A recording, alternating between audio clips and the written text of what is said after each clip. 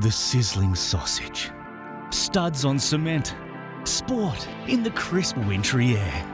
When the drawbridge goes up, see the absolute state of it. You're with Pez and Higgos, it's the circus.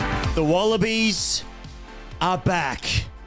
Dust off your tracksuits, dust off your RMs, find yourself a scarf and start singing about a jolly swagman because rugby union is back. Of course, we have to run through Charlie's grand final as well before we speak about the actual finals race in the AFL. There's also Snoop Dogg, there's a bit of Isaac Rankin, and who triggered whom?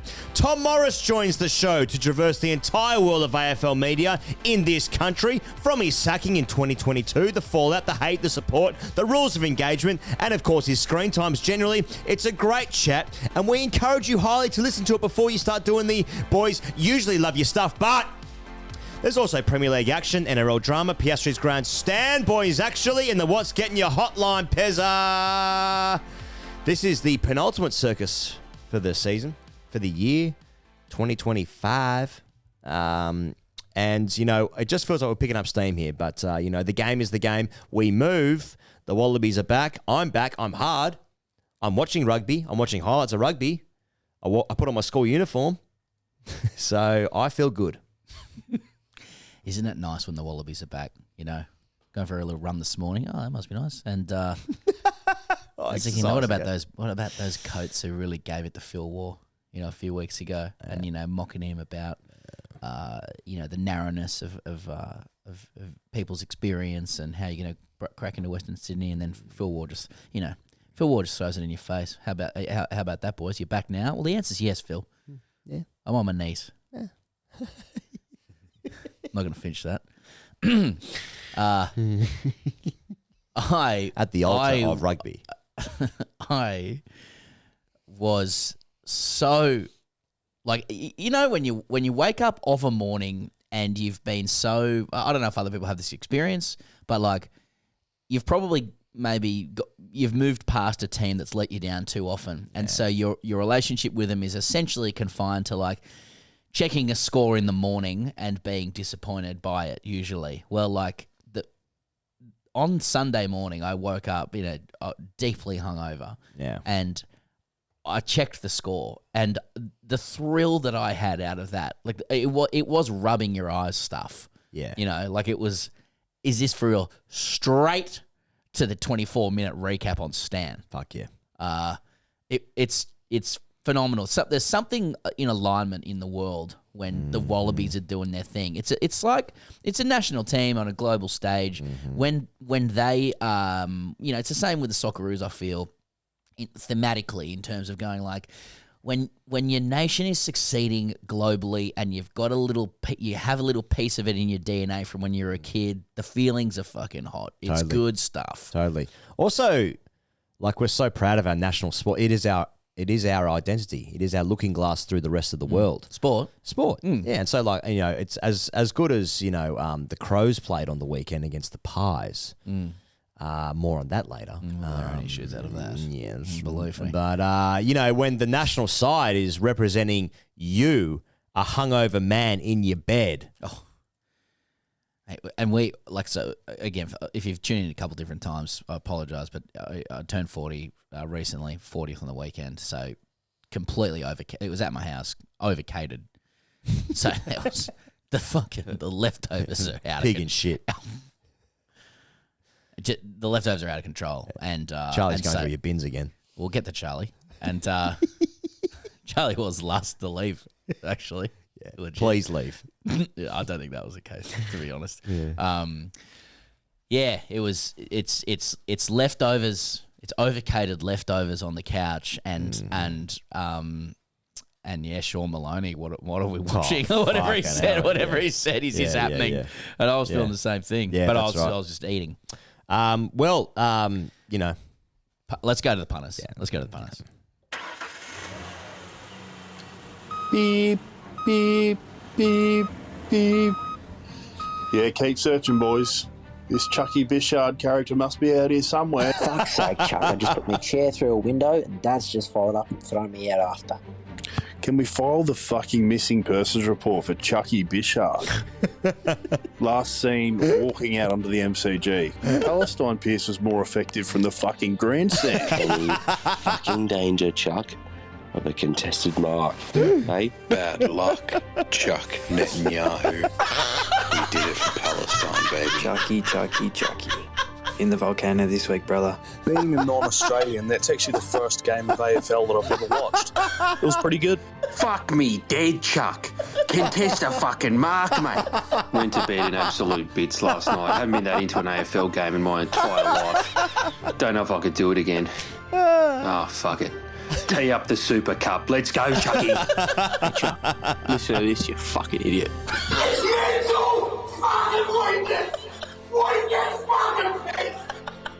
Wallabies getting it done against Shelbyville. We are.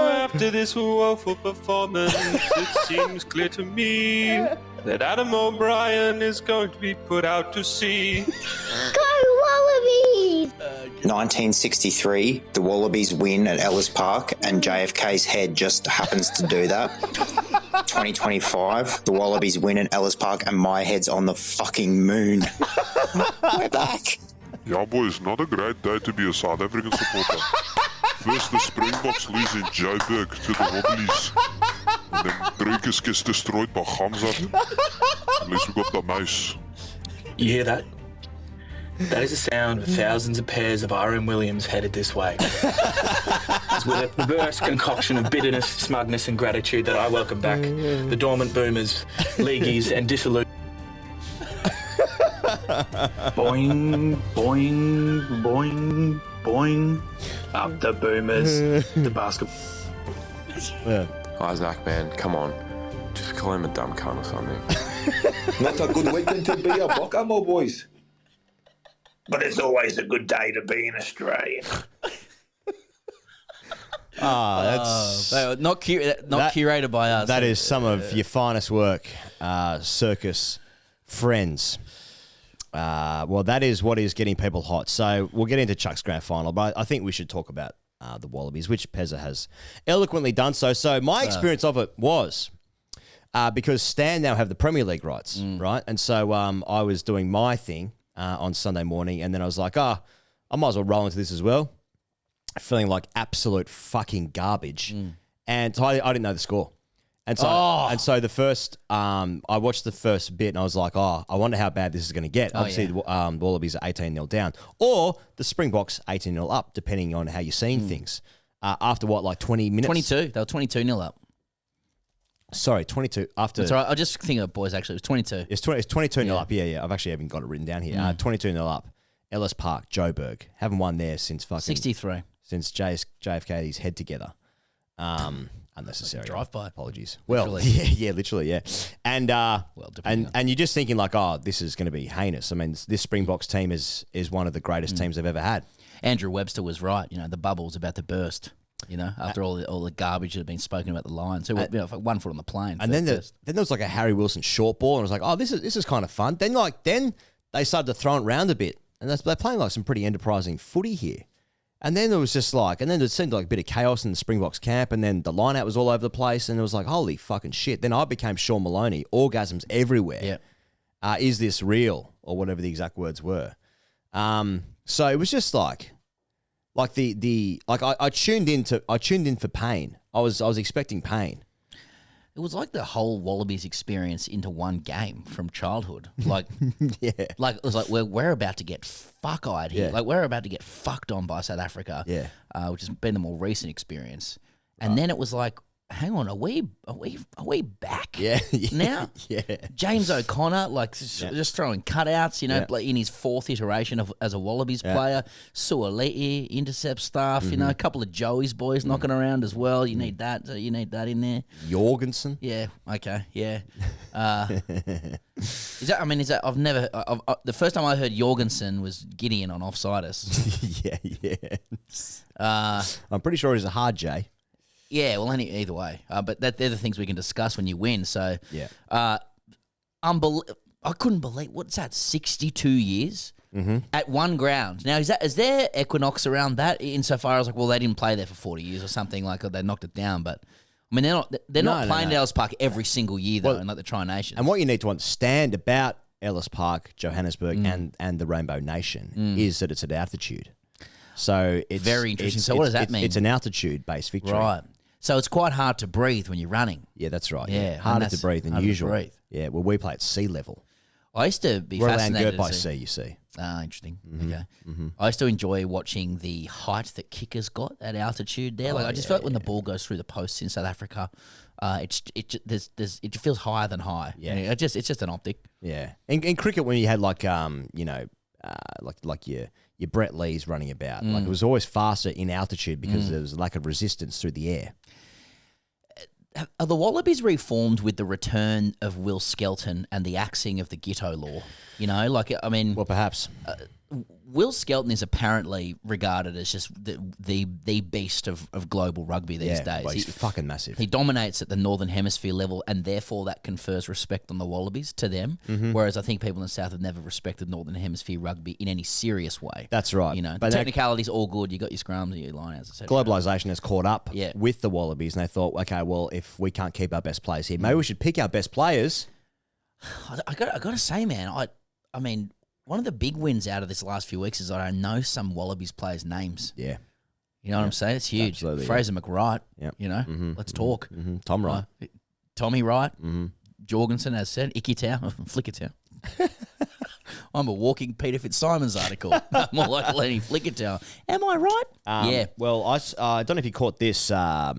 Friend of the show, Tom Decent, was doing his finest work. So Campo was that David Campese, of course, was actually giving it to Joe Schmidt on Twitter, and he said, "I can see why Joe Schmidt has never won a Rugby World Cup. He has no idea about rugby, clueless. This shows us why."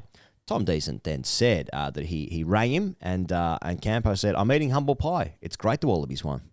So, you know, full circle moment. Campo's a good player. And makes fine coffee. What a player. Campo's coffee. He had the goose step. Oh, yeah. I remember Campo. Do you remember Campo? Or was he just before your time? Got his cock out now. I was looking for a pair of boots. Looking for a pair of Gilberts. What was the nature of your meeting with Campo? He came to my school for some reason, and he was and it was like I would have been, I want to say 9. Righto. And he was in our shop where you're selling like boots and clothing and that kind of stuff.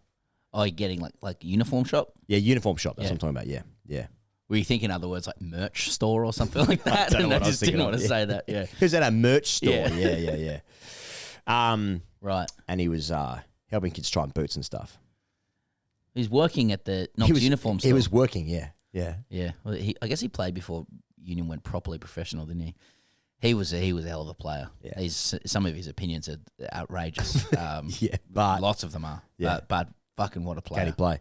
Now, was this such a big win that our leagueies, our league converts, are they having a look now? Are they like, I wouldn't mind myself some of that heading into a Rugby World Cup year next year? Well, everyone knows that Nwanga Nitawase was a revenge purchase by the Roosters after what the Wallabies did with Suoliti. Yeah. But does Nwanga Nitawase look at this now and say, I'd like a piece of this? Yeah. I hope so. Yeah. I just want players. I don't need him at the Roosters. Yeah, and he scored that try. Nobody needs anyone at the Roosters. Yeah, they've had a turn.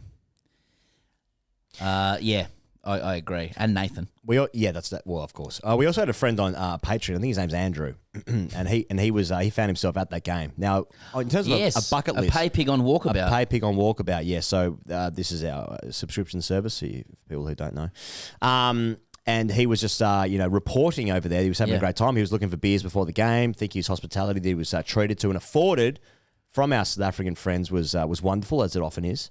But in terms of like a bucket list thing, like you're going over to see the Wallabies play in 2025, and you actually see that is actually probably the best win, which says a lot about the state of rugby we're talking in my lifetime. Oh, I think any part of the commentariat. Any person within the commentariat worth their salt has placed this in the ultimate category of upper echelons of Wallabies wins. Yeah. Yeah. All context considered. 99 World Cup, all good. Yeah. Semi-final 2003, All Blacks, all good. You know. Now, it doesn't mean anything if we don't bring back Bill in 2027. And secondly, does it all mean nothing if the Wallabies get absolutely pantsed this week by South Africa? Well, potentially, but it does give you hope because what Phil Wall was talking about on this very show, he was talking about they've just got to have a run. They like the rugby needs a run in the World Cup when it's here. They need to go deep. They can't get fucking knocked out by Fiji. Greatest of respect to our Fiji brothers and sisters. I got to say, I mean, can we even mention a Bledisloe Cup, or is that fuck me? Is that starting? Is Kiwis everywhere just crow's feeding us one? Yeah, fucking settle down. If there's a nation that knows how to fucking kill the game here, it's these goats. Yeah, with their strange dry humour. Let's talk about Charlie's AFL grand final. Yeah, before getting to NRL and AFL. Oh yeah, yeah. Well, it is AFL. My apologies. It is AFL. So we did have an AFL captain on the phone. Who's playing for his season this weekend. And was last weekend. But, sometimes you just do things because they're fun. And I've got to say, I've watched it back. It's fun. It is fun. I never let it be said, is that people get upset that TGC, the circus, Rare Entertainment, sometimes we do things that are commercially successful. Not always, but sometimes. But let it not be said that there isn't still space for doing something that's just fun, for the love of the game, as this was. And so much so that it actually smashed circus streaming records. It smashed circus live streaming records. 7,500 people tuned in. Yeah. Is there mayo on that? 200. And can I just give a little? And so if you're not au fait with what this is, we live streamed Charlie's grand final. 4 to 6 weeks ago, he said he had a grand final that night. We're like, what are you talking about? And he meant in esports and his gaming. It was Swans v Freo. There was a lot of pressure put on Charlie to live stream it, and so he brought his Xbox in here. We rigged the entire thing up. Trent was on OBS. It was live camera switching. Your wife came in, so did your dog. Dylan was in. It was the whole family was in. There was clapping, there was cheering, there was tension in the room. It actually was tension. Alex Pearce was calling, wondering why I wasn't selected. That was the first piece of sensational news out of Justin Longmuir's starting lineup, because the Pearce was nowhere to be seen. A lot of speculation as to where Pearce was. Someone on the speak pipe there said, like, in the grandstand, I don't think he was there. No. I've inquired a little bit, and it's very controversial. But there was a change of ownership, wasn't there? Well, it was suggested that Hutchison took control of Freo and said that he felt unsafe hearing Alex Pearce talkers doing the team skipping talk. the team talk. So he said, maybe you best not be here. Now, just a little bit of humour. Oh, I got him. Yes. So I've got a little bit of a feel of what the comments, what the people were saying about this event. Okay. Unless through you want the to live stream chat. Yeah, through the live stream chat and the comments underneath. So. So yeah, I mean the first thing was people got to see what Charlie looked like, and the main thought was, why does he look like that? Yeah. So Charlie, how do you answer that? Yeah, tough one to answer. Yeah. Why do you look the way you do? Just in real human form. Yeah. Yeah. I thought Not genetics. I thought your fit was good. I thought your fit was good for the game. Well, that is important. I like the Yankees hat. It's good. I actually did. I hadn't clocked, to my shame, that this was also a face reveal party as well. That can't be easy, to play a grand final when you've just got dickheads going, why do you look like that? Blokes looking at you. Yeah, not that there's an excuse, because some of the calls you made in game will be passed.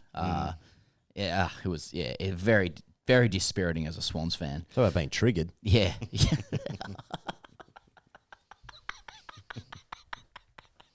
Couple of comments. Whatever this is, please more. This is no, there's more. I don't want to do the piss in pocket stuff, But this is the. So people are saying, this is the pinnacle. More of this, please. Need more of this. Best TGC content to date. Well, it was circus content. I just think the point is that the entire thing that we've put together. This was it. That was genuinely some of the best content ever. Amazing work, everyone. This is genuinely distressing as a Swans fan. As a Freo fan, this may well be the highlight of the 2025 season. And then finally, I wonder how many relationships this will and has ended, mine included. Followed by the girlfriend said, "This is shit." Unsure as to whether she's talking about the gameplay or our relationship. Yeah. What kind of introspection have you had, Chuck? So for those who missed it, Chuck was up by 5 goals, was it? 4 to 5 goals? It would have been up by 3 at quarter time, maybe 2 at quarter time. What was the most you're up by? You went up by 3 to 4 goals, and you said at that point, should I extend the mercy rule? Yeah. Before Freo hit back with 7 consecutive goals, and essentially I held on despite a late charge, which included a few huge errors. Yeah. How are you feeling a few days on after the loss? Yeah, well, it was without a doubt the worst moment of my entire life. Yeah. Yeah. I was shocked at how emotionally it did affect me. Oh, no, Chuck. You're flat. I was disappointed at how flat I was that night. Now, was you're that disappointed because, at the flatness. was that because you were aware that the prize was going to be a sandwich maker? Well, we still got the toaster, which is good news. That Dylan had put streamers in the colours of Freo and the Swans on, and he's going to ship it to Alex Beers, who didn't play a second, by the way. Well, Dylan did. We were doing some, Senate estimates as we do, and he was just like, "Look, the boys have asked if we can have a sandwich press, that just to press sandwiches." Yeah. And he said, "I'd like to double it up as the trophy or the prize for Charlie if he does win the grand final." But he did have to attach Fremantle streamers to it. Now, does that mean I can't use it? Because that would be upsetting. I think it's you can use it. We'll let you use it. But to press your sausages that you paid in. But I don't think you have the run of it now. Like, I think if you'd won the grand final and it had been presented to you, you probably could have thrown your weight around in terms of how it's used. Chuck sandwich maker. Exactly. Yeah. Right. Does that So make if sense? I've got something in there and one of you wants to toast something, and my sandwich is out and you're straight in. I think that's that's what we're saying.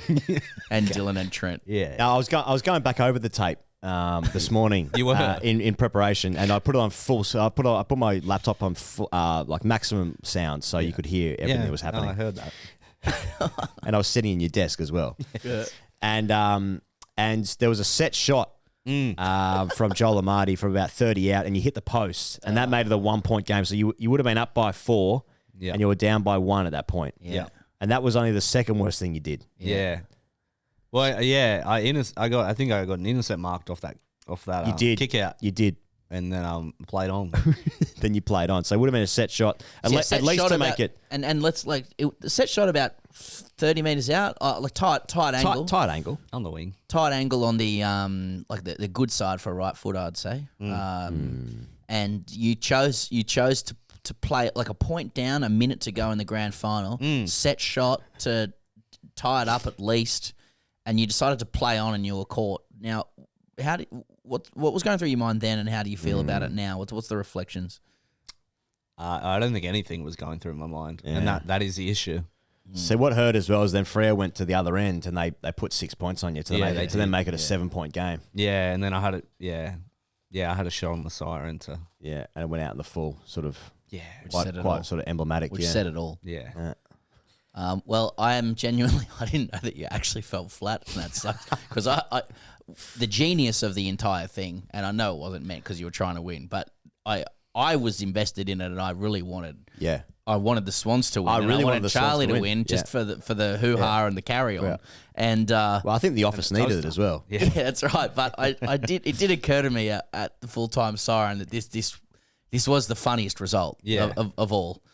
It was pure theatre because we can continue performative bullying from the start. Pure cinema. Yeah, pure cinema. So, I mean, can you have any solace in knowing that you entertained a lot of people, you made a lot of people happy? Yeah, sure. Yeah. No, I can. I got some good feedback. Oh, good. Yeah. Good. Yeah. You want to share any of it or? No. Just private. You'll keep that between you and you. Single disappointed straight away. Yeah. Yeah, none of that. Yeah, did you have any like prospective partners sliding into your DMs? No, absolutely not. Where are you heading tonight, Chuck? Oh well. Yeah. Well, there were some inquiries into. You can play on with me. Class.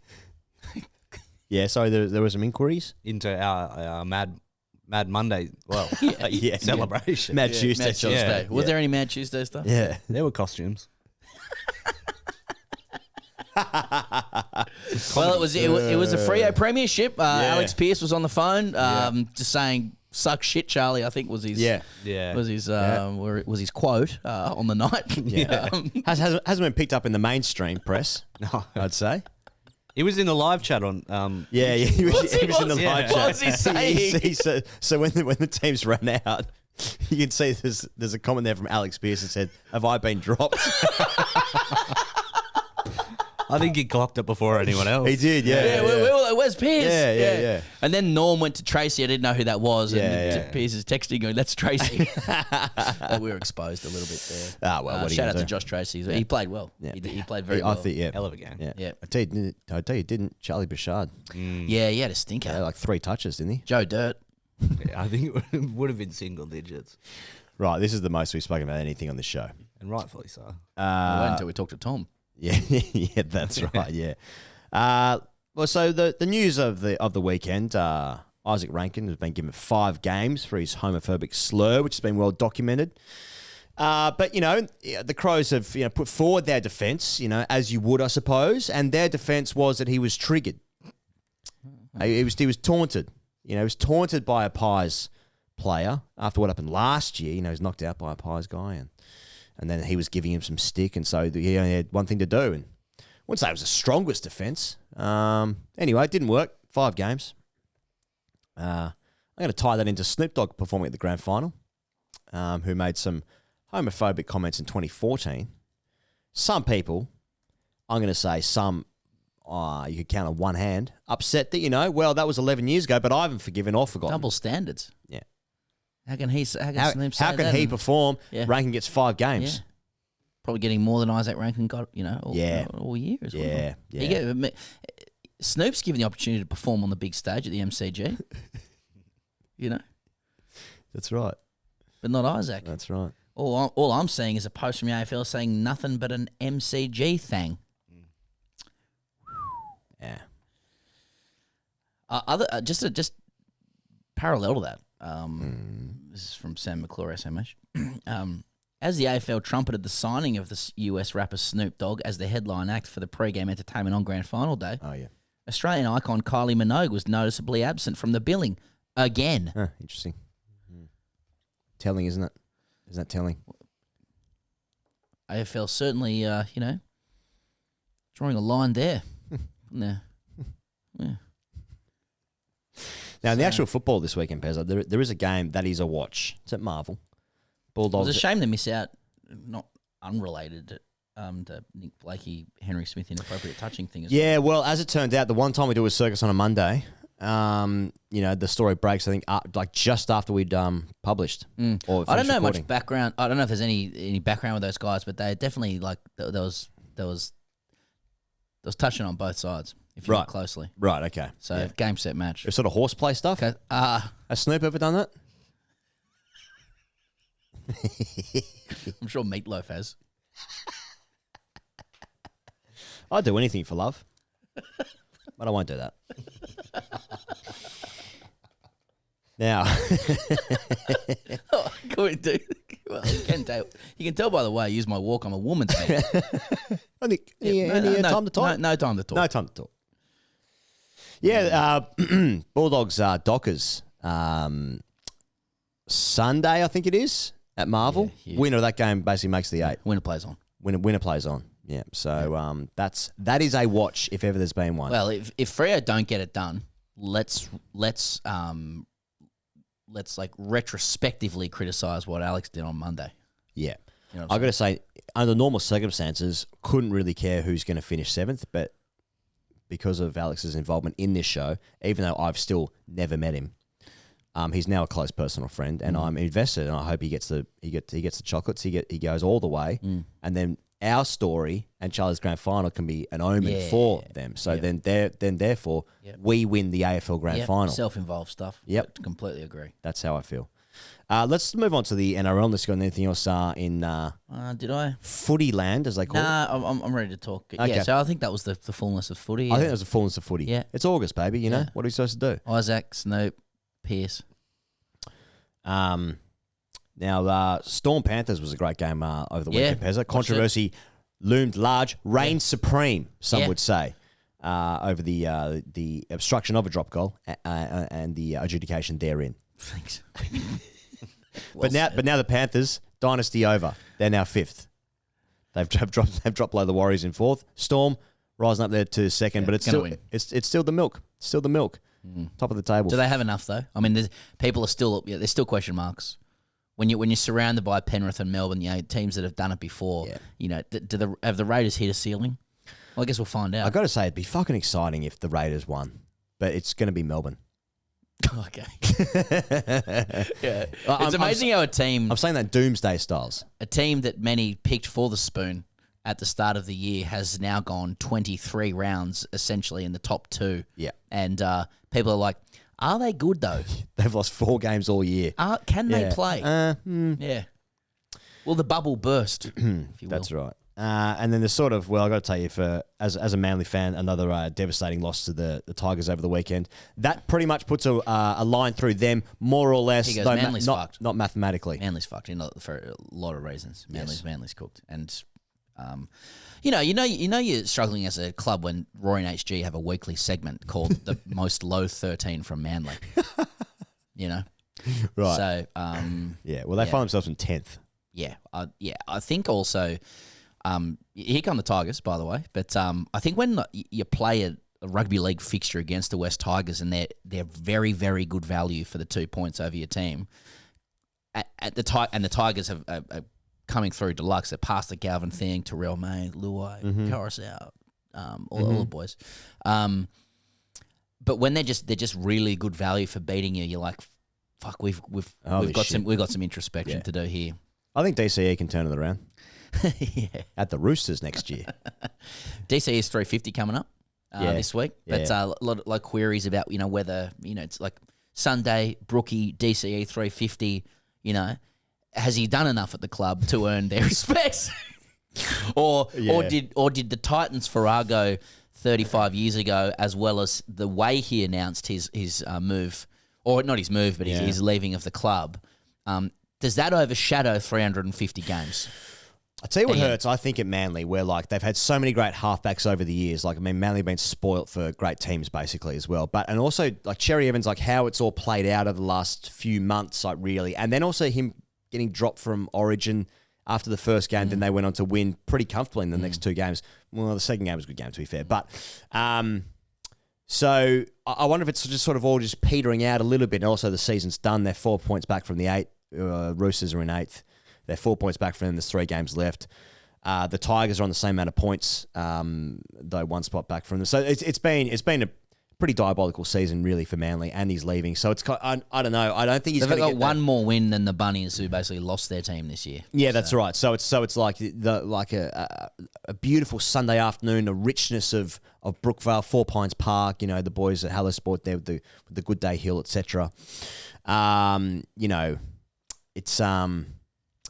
It feels like it's going to be a bit flat from what it could have been. I reckon when someone plays 350 games at your club, you can probably get there and say cheers. But if you got a couple of things wrong now, there's a few question marks. Yeah.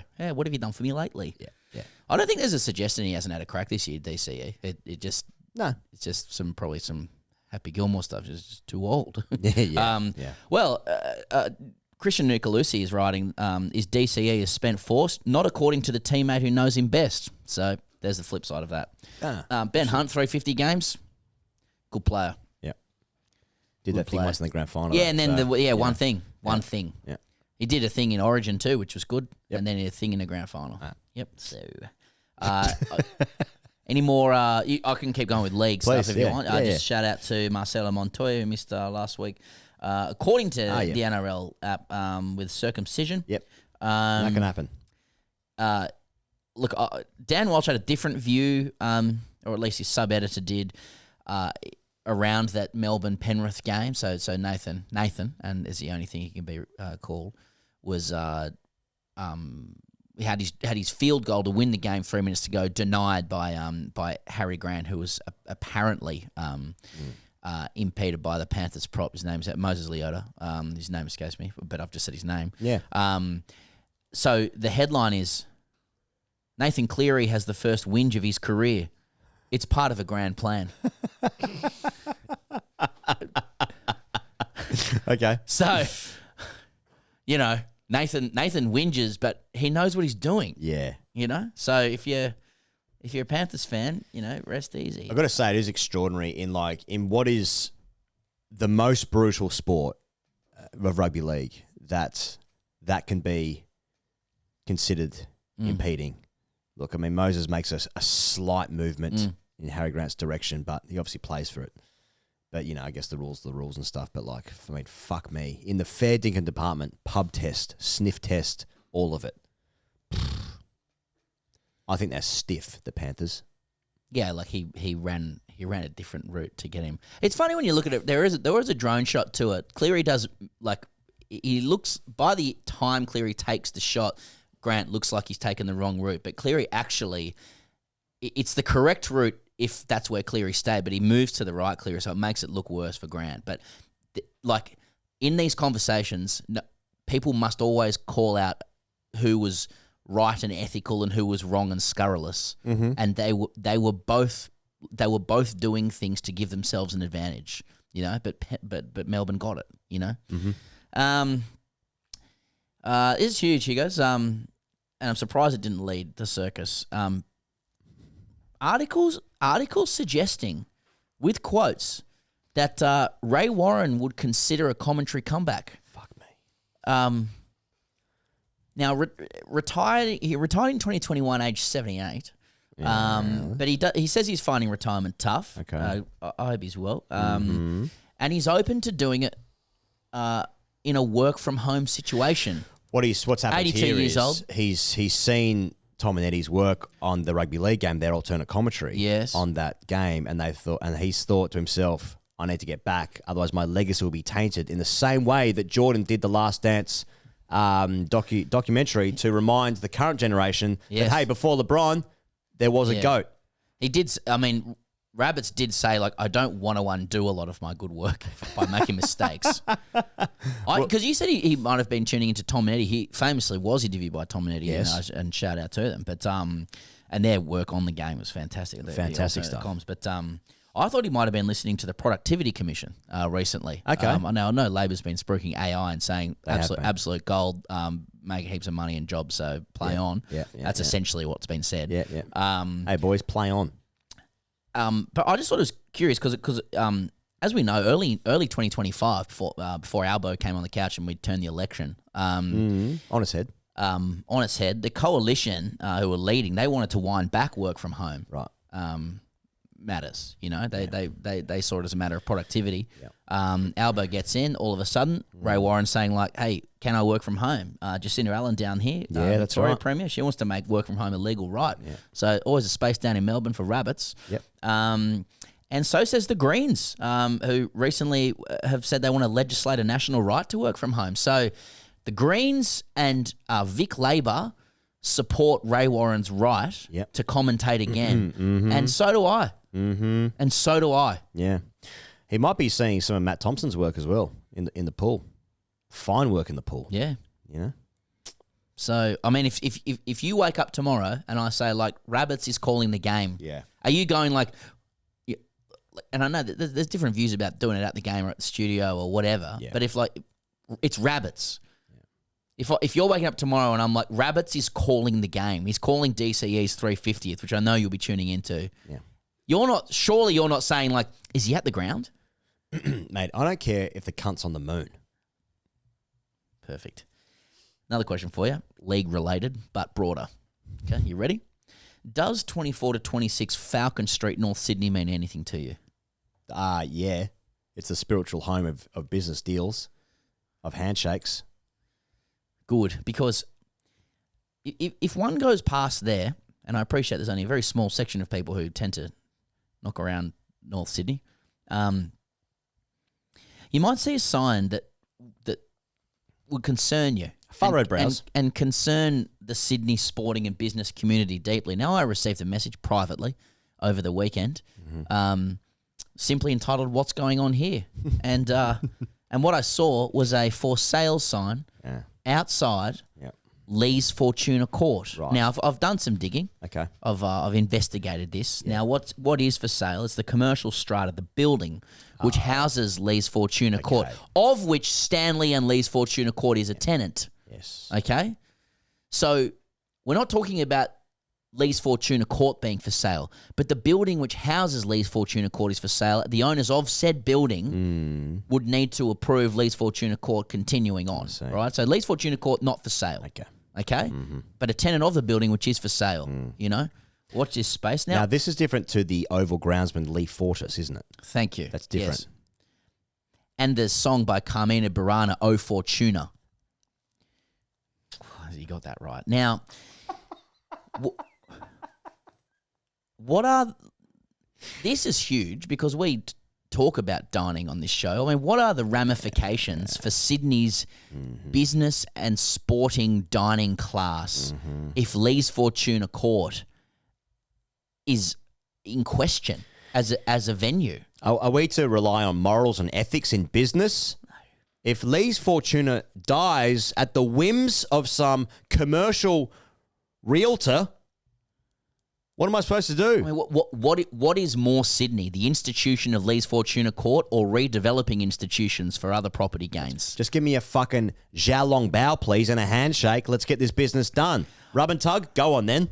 So I was at 40 on the weekend, and I got wind of this. It got sent through to me, and I put the picture in front of a few people who've eaten, who've dined at Lee's Fortuna Court, and I mean they were aghast, and there was immediately went into kind of profit and loss mode. I was like, well, I mean, Stanley must make a killing here. I mean, it's all because at the time we thought, I mean, surely Lee's isn't selling. You know what I mean? Yeah. But we're like, surely, I mean, Stanley would have more money than anybody, right? What are we talking about? And then people just started yelling out Stanley. Oh, is that what that was? Yeah. So watch this space. Lee's Fortuna Court. I tell you what, I mean, I don't want to issue threats on the show, but if the owner of that if the new owner of that building has any designs on removing Lee's Fortuna Court from there at Spiritual Home, there'll be a bigger march than the Rabbitohs. Yeah. 2000. And it'll be a higher powered march than that as well. But I think we can get Rusty there. Absolutely. Rusty, Stuart McGill. Yep. 6 and out. That's all I got for league. The Premier League started last weekend, Pezza. Yes. Opening round on Friday night, Saturday morning Australia time, in the eastern states at least. Liverpool beat Bournemouth on that opening night. Arsenal won at Old Trafford against United, of course. City won at Wolves. Big conversations this year, Pezza, about can any of the promoted teams stay up this year?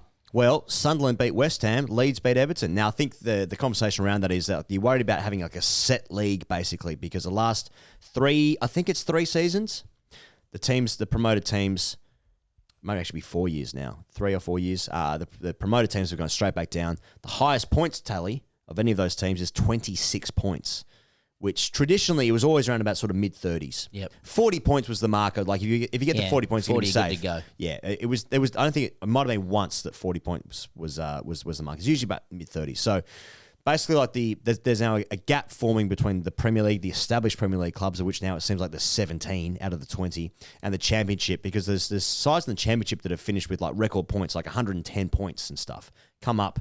Can't do anything in the Prem. So that's an issue. Anyway, good start for 2 of the promoted sides anyway. Burnley, the other side, got walloped by Tottenham. I just want to talk about the Stan Sport experience. So this first year that the Stan Sport have had the Premier League. Because previously, like in my lifetime of consuming the Premier League, it was on Foxtel. And then it would move to Optus Sport. And each time, there's been glitches. Like teething. It's been teething. Perfect. Yeah. There's been teething issues in those opening few rounds where like the streams falls over. Yeah, it's no good. It's glitchy. It's like in fucking delay, pixelation, all of it. Yeah, you name it. So this time, Stan have obviously they previously had the Europa League, the Champions League. They've now got the FA Cup as well. So they've sort of bought football, European football in Australia. And it was seamless. It was perfect. Strong technical apparatus. Plus runs on the board. Wallabies won. So I had fucking good to go. On. Rugby's back. Liverpool won. Liverpool won. I'm happy. Yeah, it's a great weekend. Only downside, Stan is obviously a 9-operated organisation. They also own 2 newspapers, the SMH and the Age. I'm now having to duck notifications from newspapers because I have notifications on for the SMH and the Age. So, like in the morning, I saw there was a notification from the SMH about the score. They'd released the score to me, and so because I'm watching it on replay, I have no sympathy for people hiding like from information with an actual phone next to them and notifications on. But I wasn't aware that I was going to get a notification. I didn't get notifications from like Optus Sport previously, right? Or from KO or whatever. But so what? You said SMH and the Age. Any danger of like a notification that's prefixed with spoiler? You know, well, don't give me the fucking score. Like if there's been don't tell me the news. If there's been a shooting in a school, give me the numbers there. Don't tell me what the score was when my teams played. Yeah, don't buy the rights to these games, play them live with perfect streams, and then follow it up with your news item saying this is what the score was. All right, be aware that. What about this? What if I go on the app? What if I go on the Stan app, and then I see like the notification for that first game, Liverpool Bournemouth, and I can see that like Salah's like celebrating a goal. Well, now I know. Let's talk about that. I mean, that's just, yeah. But I saw the Stan app. There's no indications. No, there's not. Yeah. There's not. But I'm saying that's what the SMH was doing to me. So yeah, you're issuing a call to the SMH saying like, if you're gonna buy the rights to these, like, so was SMH previously notifying you of Premier League scores? They never told me. So they're tying in because their ownership. they're 9 They're bundling, if you will. It's a bundle situation. It's a bundle situation. Yeah. They need to be careful that like a lot of Aussies watch these games when they wake up, not live. Because the games are on at like 1, 2, 3, 4 in the morning. But they do, like people from SMH, they'll still want people who don't have Stan to know that they're doing Premier League now. They will. So, you know, it may be you turn off notifications for SMH. I just think there's a way to word that the thing has happened. Press the button, mate. Just press no notifications one night. That solves everything. So now I've got to turn notifications on and off every time Liverpool play. Yeah, I know it's a huge effort. No, I'm not doing it. They've got to change. I don't change. Yeah. Well, Vince Regari listens to this program, so maybe you can just pass it on. Perfect.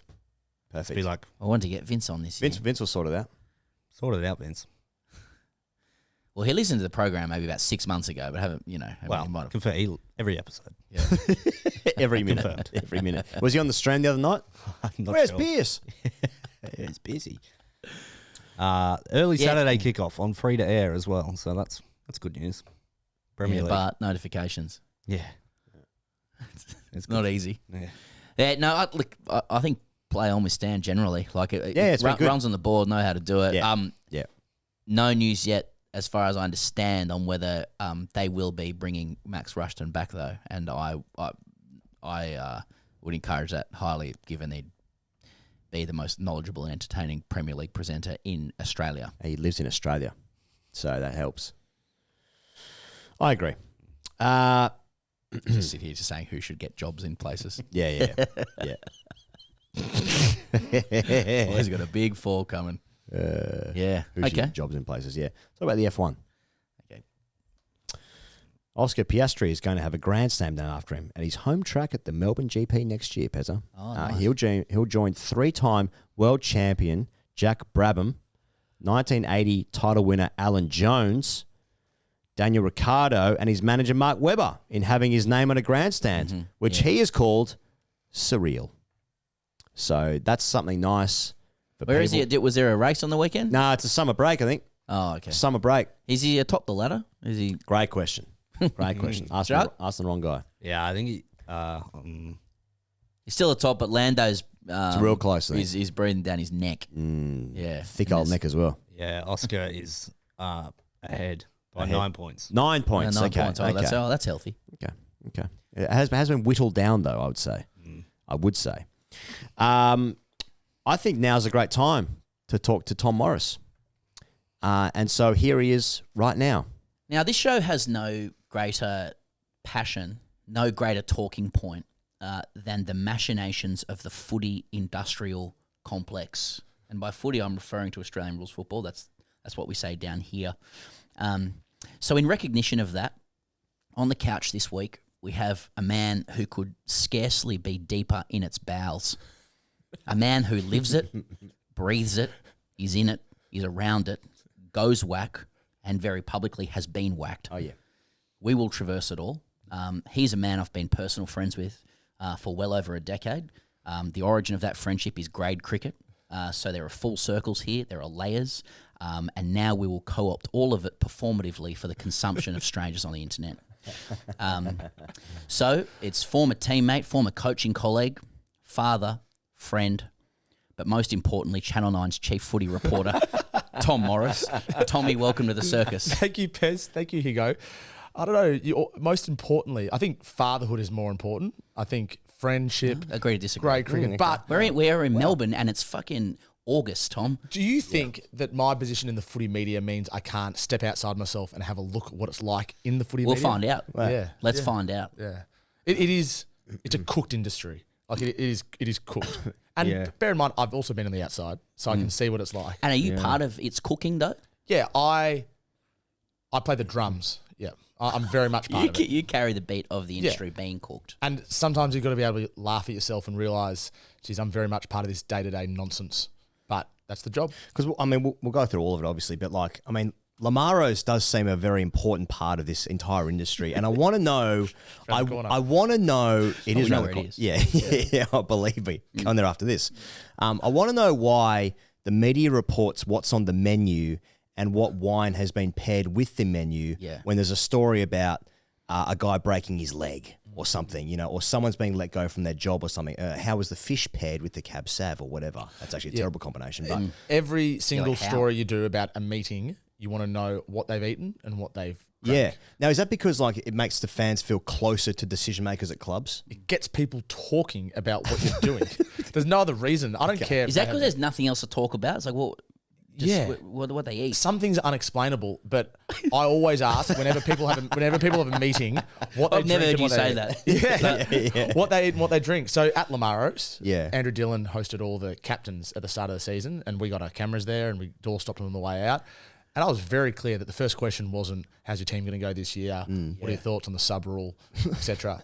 The first question was, what was on the menu and what did you choose? Yeah. And it was very clear that there was a real distinction between fish and steak. And I think the real men ate steak, and the ones who are maybe a little bit less sure of themselves ate fish. And what about the ones who ate nothing? Were they the ones who were in favour of the illicit drugs? I couldn't have another bite. Did anyone hand the plate back and say, put this in the microwave? I'm stuffed. I'm stuffed. Where are we going after this? Yeah. Not in your full kit. Yeah, cool. Lamaros is also owned by Paul Dimatina, who is an iconic Western Bulldogs 1990s player. So it's got football origins from the very start. Okay. You know, the heart of South Melbourne, lots of meetings there. The key with Lamaros, lots of private rooms. So whatever you do there, whatever you say there, it remains in lock and key until it gets out in the media. And there was the allegation that Ricky Olorenshaw was also the owner of a place with private rooms as well, but in Bali. And then he said, no, it's my wife. And you would have seen that I door stopped him on the Gold Coast last year. I flew up flew for a day, and he answered my questions politely, and then I flew back home that afternoon. So I was on the Gold Coast for 5 hours, but he's back in Bali now, and I can't confirm or deny those allegations regarding Pink Palace in Bali. I don't know. I've never been there. I mean, I've been to Bali, but I've never been. Okay, I'll stop now. And Ricky Olorenshaw is also a 1990s player. That was the origins of what you were just saying. Okay. This is taking a bizarre twist. This is going to be a tough segue for Pezza. But No. All the best. Where to from here? Yeah. No, I would like to say from the top that there will actually be, I mean, talking about, you know, the muck and the mire of footy and the passion people have for it, like there will be people who will who will believe who will be filthy that we're even talking because of your misdemeanors. There will be people who believe you should never have had the privilege of reporting again after your misdemeanors. There'll be people who believe that others do the wrong thing, but who believe in penance and forgiveness. There'll be people who think, yeah, well, there, but for the grace of God, go I. You know, what do you like? How do you feel about people who, you know, might regard you fully and wholly as in reference only to one of your worst acts? It's a really good question, and I'm acutely aware of the spectrum of opinions that people have on me. So there are people really high up in the AFL industry, you know, like champions of the game, who I worked with at Fox and who I haven't worked with, but I know a little bit. And their view was I never should have been sacked in the first place. That it was an error, that people deserve second chances, and I should still have a job. Then there are people who I respect equally who think I'm really lucky to be back where I am now and probably shouldn't be back in the media at all. So I'm aware of that spectrum, and I don't get caught up where I sit on it. I'm just trying to do the best job I can all the time. But it's a very hard evolution to go from being a footy reporter to being a footy reporter who's known for one thing, and that one thing is pretty heinous, really. Like my view clearly is that I deserve to get sacked, and I'm lucky to be back where I am. And that takes a while to get used to. It takes a while to get your head around that people will always see you in a certain way. Like even the Isaac Rankin stuff that's happened in the last few days, you know, like there's a view, and I understand this view. What right do I have to be reporting on an AFL player's homophobic slur of another AFL player? So I've got to be really careful how I get the balance between pushing on and doing my job versus understanding that my reputation doesn't allow for editorializing on certain things, because then it would be hypocritical. But I'm aware of all that, yeah. And you know, I don't think I'll ever be able to fully shake that, and that's something I've had to sort of accept. I'll tell you my experience. So, like, I know you less well than Pezza, but we are friends. Like, we've been mates, I reckon the first time I met you was maybe the SCG, maybe 2017. Yeah, I remember Kawaja and Mitch Marsh both made tons. Yep, and that's when Australia won 4-0, and they had the big four. Oh, yeah, okay. I don't remember that one. Yeah, it must have been. It must have been. Yeah, and that, just as a side note, I met you on the day that I broke the story that kickstarted my career. That's right, yeah. Which was Bomber Thompson's house being raided. Yeah, that's right. So you were part of that. Thank you. That's yeah. It was sort of my story in the end. I'll ask you what happened on the day we met. But anyway. And like at that stage of TGC, we were complete interlopers, right? We were very new to being even invited into the media, sent into the press box. I think we had done the podcast maybe a year, so we were finding our own place in the media. And then I sat next to you, and then we got talking. You're a bit younger than us, but but we had, you know, a lot of similarities. And then when I moved to Melbourne, you were very friendly as well, very welcoming, and that was really important to me as well when you came down. When I came down, that was important for me. And then obviously, like when you have a friend that makes a really public mistake, that's a funny thing to go through as well, like just from my perspective, right? Because that's not how I know you or anything like that, right? So then that happens, and then it starts to reflect. It seems to, for some people, it starts to reflect on you. It's like, how could you be friend with this fucking pig, right? Or whatever. Yeah. And it's funny because I remember, what year was it? 2022? 2022. Yeah. I was at the Anzac Day game, and I was with a friend of mine, and then we went up with a big group of friends, and people were talking about you, and they were talking about how Tom Morris had done this thing.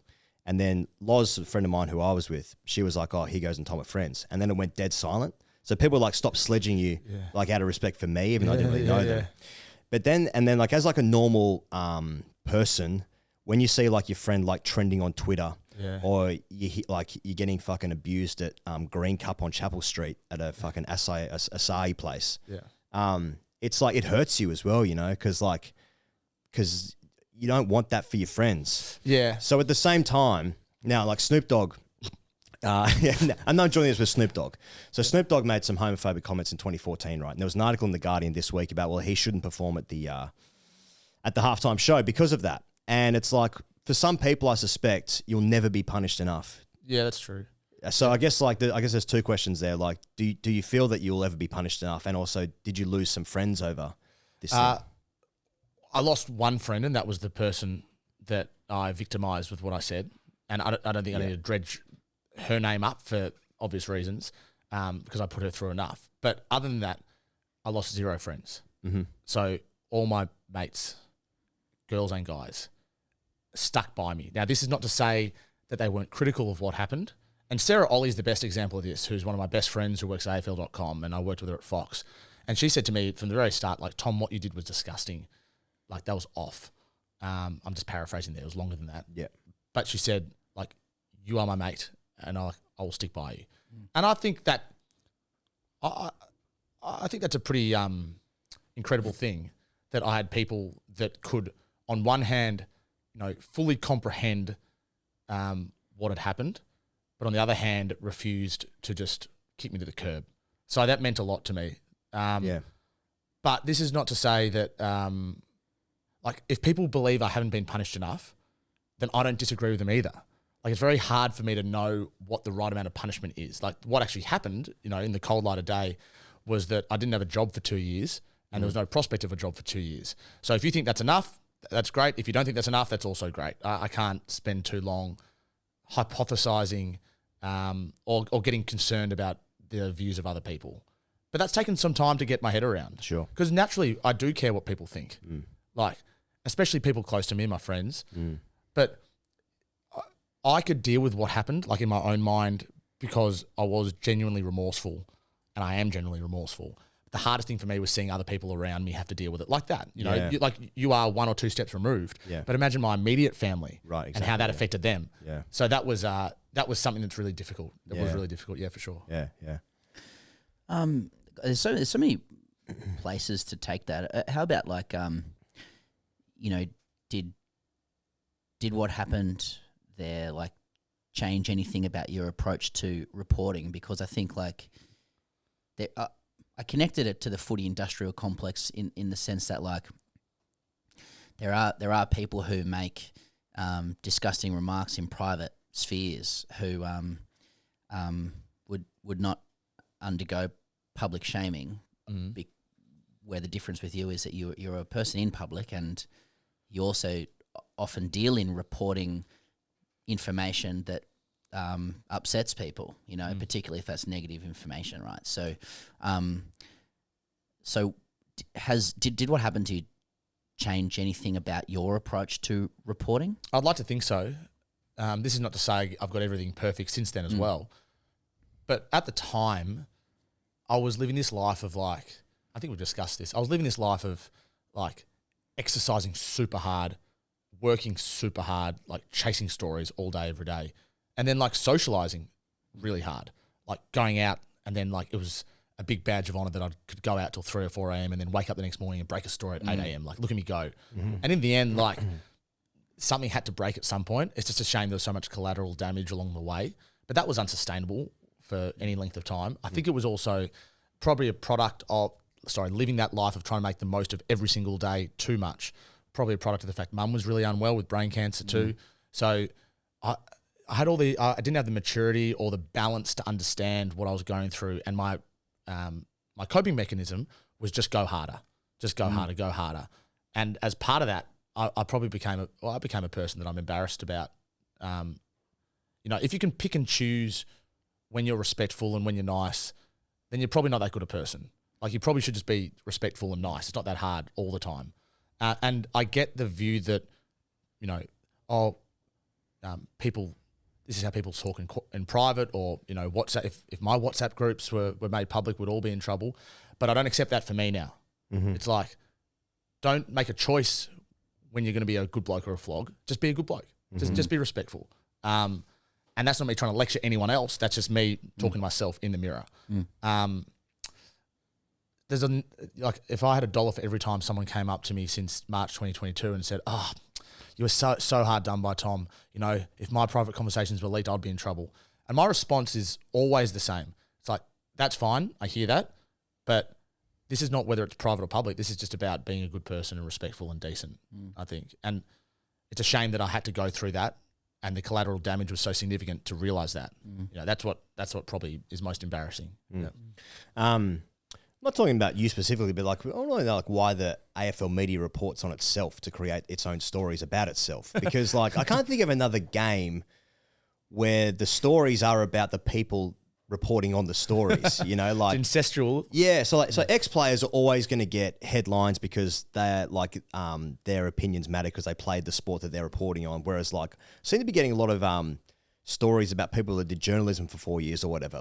No, you're right. But personalities have been formed by this. I mean, like.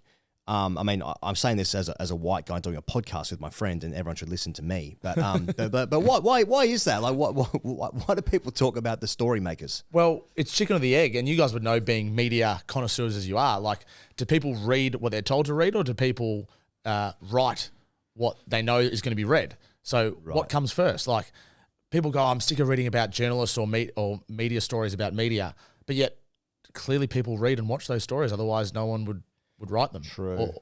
But footy, a tricky one where like footy's extra though. Footy's way more. It's like a bubble. And I'm not comfortable being the center of attention in that way. I prefer to just host a show or write an article or go on the news and do a story, and that's it. But there's been articles written about me. Like after I got sacked, I was in Croatia with a friend of mine, Sam Friedman, who's a horse trainer, and we were on a boat with Jamie Carr, and Jamie Carr had been through something in COVID about 6 months earlier than me. Remember the Airbnb? There was a legal issue as well, but she'd been publicly embarrassed. And she did an Instagram story where she panned across the boat, and I was deep in the corner of the boat having a UDL, I think, or whatever the equivalent is in Croatia. And the Herald Sun wrote an article saying Tom Morris seen partying in Croatia with Jamie Carr. And I thought to myself, how is that a story? Yeah, right. How it was is a that good story, I thought. Yeah. But like, and why were you? Yeah.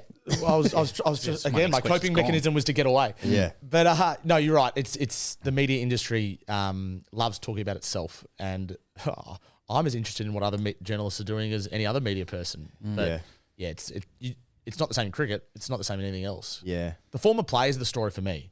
So I can see why Kane Cornes is a big name. He's played 300 games. Yeah. Or Jason Dunstall, or any of the Jimmy Bartell or James Hird. Yeah. Or Eddie Maguire, because he's achieved so much and he's now seen as like an elder statesman in the game. But me or any other sort of reporter, I don't think we should ever be the story, but I'm not the one who writes those stories. Yeah. It's a really media is changing, right? There's a lot of people, particularly with the lower barrier to entry, like two white podcasters who no producer gave a green light to. You just bought some equipment, but like Charlie tells us to stop. Sometimes he doesn't turn the mic on at all. But it's blurring, right? I mean, we can talk about the ethics of or not the ethics, but like the values around whose opinion matters if you played on the field or if you're just a journo or whatever. But the reality is, in media today, there's a lot of podcasts, for example, or other digital entities where people essentially sell their friendship, or they might sell their lifestyle, and there's blurring of lines over who is important and who isn't. People develop parasocial relationships with the person on the mic, irrespective of whether they have good genes and could play sport or not, right? So it makes it's just that if you're on camera and you are speaking, people will develop an interest in you. Yeah, right? I think so. I think the less traditional the medium, the more likely you are to have a range of characters and people that wouldn't necessarily have been in the public limelight even 20 years ago. So if I'm on the news, I'm playing the role that Eddie Maguire would have played in 1995. I'm reporting a story, that's it, straight. If I'm on radio, there's probably more scope to, as you guys know, show a bit more of your personality. But if you're podcasting and even the next step, doing TikToks or Instagrams, as a lot of people do, then you can be whoever you want to be. And do I like that? I think it makes the footy industry richer. But it means there's more people trying to get in, and it becomes more of a battle like that as well. I don't know where it stops. It might drive you to the bottom a little bit as well, and makes you, if there's a contest for attention and there's more people at the market and they're doing attention-seeking things, does that put pressure on your more establishment people going like, shit, I better get my personality out there as well? Yeah. Well, I don't mind. Part of the reason I do a podcast like this, apart from the fact we're mates, because I don't mind people knowing that I'm what I like to think a relatively normal person. I'm not just wearing a suit and a tie every day with makeup on and telling you who signed a 4-year contract.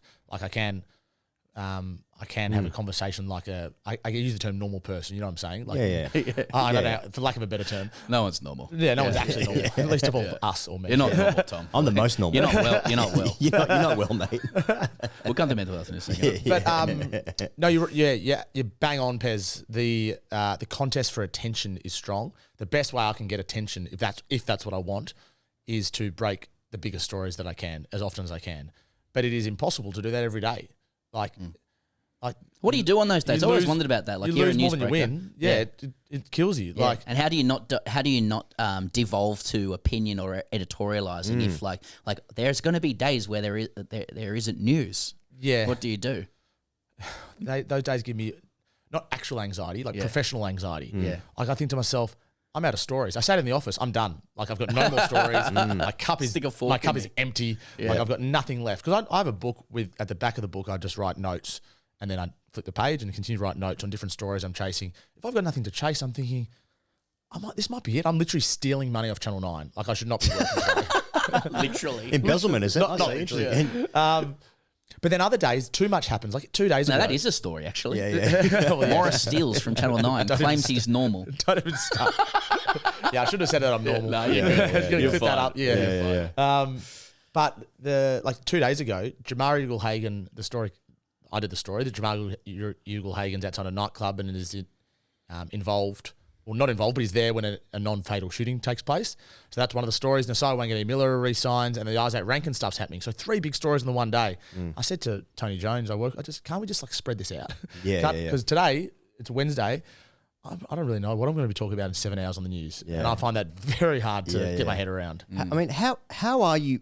Every big footy story, Tom Morris has broken it. I mean, how the fuck are you doing that? I wish that was true. No, but okay, Yeah. well, We're harsh on ourselves. I got to say, it feels like it, mate. Because I mean, like, is that relationships? Is that like, how are you always seemingly anyway first to it? I'm some weeks and some years. Like I had a better year last year than I have this year. Okay. But I missed the Simon Goodwin sacking story by 12 seconds. If I hadn't written, that can happen. It can happen. Yeah. If I hadn't, we've spoken about that. If I hadn't written 9 News Melbourne on Twitter, I'd probably break the story. That's how quick it is. I mean, who gives a fuck if there's a 12-second No, difference? but the footy industry does. Like the footy industry, like So first tweet gets it. So Jake Clark, who's an excellent journalist, breaks the story. And so on the Herald Sun website, exclusive, like they brand it as their story. That would have been Channel 9 branding as my story if I was 12 seconds earlier. So the average punter doesn't care. But the media industry, that's what you're talking about because it's so like that. But then it becomes Gary Lyon's story because he gets react to the news. I went on SEN and Gary was shocked. Yeah. And the key part of that conversation is that camera's on Gary. So we're watching you tell Gary and watching Gary respond, thinking Gary's an elder statesman of this club as if he didn't know. Yeah. Well, he don't, as I found out later, he only found out like 1 or 2 minutes earlier when I tweeted it. So, but how do you break those stories? Like you can't break them all and you end up missing. Like I was chasing the Nasai Wanganeen-Miller story from so hard. Like I had people situated all around the place, but in the end I was nowhere near it. Cal Toomey, who's excellent, got it and said that he's re-signing for 2 years. So you miss. In preparation for this interview, I listened to you on the 28-year-old male podcast. Yep. Shout out. It was what's his name? Is it Jim? Yeah, James Kennedy. James. Sorry. Yep. And Travis Cloak was on as well, and it was recorded in June. Is that right? It was sometime after the World Test Championship final because that was referenced, and in it, Jim says something about like being at the local and learning from someone that Isaiah was going to do St Kilda for 2 years. And he just said it, and it was in June, and now the news is broken. Yeah, he was just like, "Trust me, it's 2 years," and it was all a big laugh. Yeah. And so, to what extent do you think a story like that is known by a very private cohort of people before it's officially broken? It's real. Like I mean, he might have just been, that might have just been a potluck. There was a while there where we thought, yep, he's going to sign for 2 years. There was a while there where good mail was that he was going to Port Adelaide. There was a while there where we thought he's going to actually Adelaide here. Like, look at the Crows, look what they're doing, look what they're offering. The hardest thing, if you can take you like behind the scenes of like pure journalism, and I actually spoke to Peter Lawler about this at your 40th on Saturday. Yep. Thanks for having me. You're right. Very welcome. You got to really decipher between when people tell you something they think they know and when people tell you something they actually do know. So someone might tell you that, I don't know, a mate of his has done a calf, and you report it, and it ends up being a hamstring, and you go back to your mate and you go, "You told me it was a calf." And he goes, "Oh, geez, yeah, I got that wrong. Sorry about that." So they don't have the journalistic threshold that you think. So a number of people were telling me, "I'm pretty sure Nasai is staying." I'm going, that's fine, but that's not enough for me. Yeah, I need to know like 100%. You could tweet.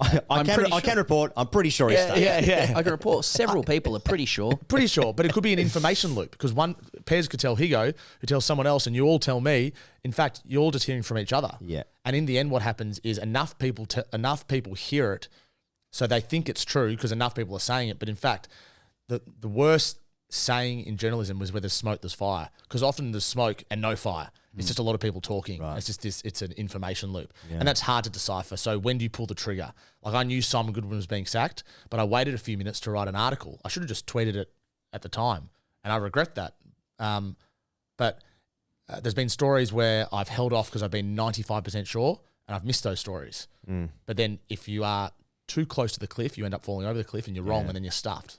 That's hard. You mentioned Simon Goodwin there. I mean, as a Demons fan yourself, I mean, does the COVID premiership count? It's an asterisk. There's an asterisk next to that. Is it? Yeah, Melbourne. Because you didn't get to sit in the members. We had with the scarves. I can say now we had illegal parties in Melbourne to watch it. Yeah. Oh wow. Everyone did. Yeah. You're not going to sit there and watch it by yourself at home. Or well, I was with my girlfriend at the time, maybe. But, I think the premiership counts, but Melbourne supporters would have absolutely expected another one in that era at the MCG in the window. And they were hot. And they were didn't get hot. They were hot. They won more games than any other team across 21, 22, and 23. They made straight sets in 22, straight sets in 23. And I think that is seen as somewhat of a failure, which is harsh. It's a high bar to set, but they would have expected a dynasty for sure. What's a good season for the AFL? Is it like an all Victorian grand final? Is it like any time Collingwood's doing well? Is it if the other leagues are struggling, or like the international codes like the Wallabies, the Matildas, if they're failing, is that success as well? One of the things that gets me is every year the AFL says they have record membership and record attendance. Yeah, it's incredible. Just every year, record. Which is true. It's like, yeah, but how? But how do we keep getting more and more and more? Because and more? life under capitalism is relentless year-on-year growth in every single metric. And there's no bubble; it never bursts. It never bursts. Immigration. And that's because of the boat. Immigration. Yeah, Albo was here. Yeah, that's right. Yeah, that's I'm not expert on that stuff. I just think I think the AFL wants as many close games as possible.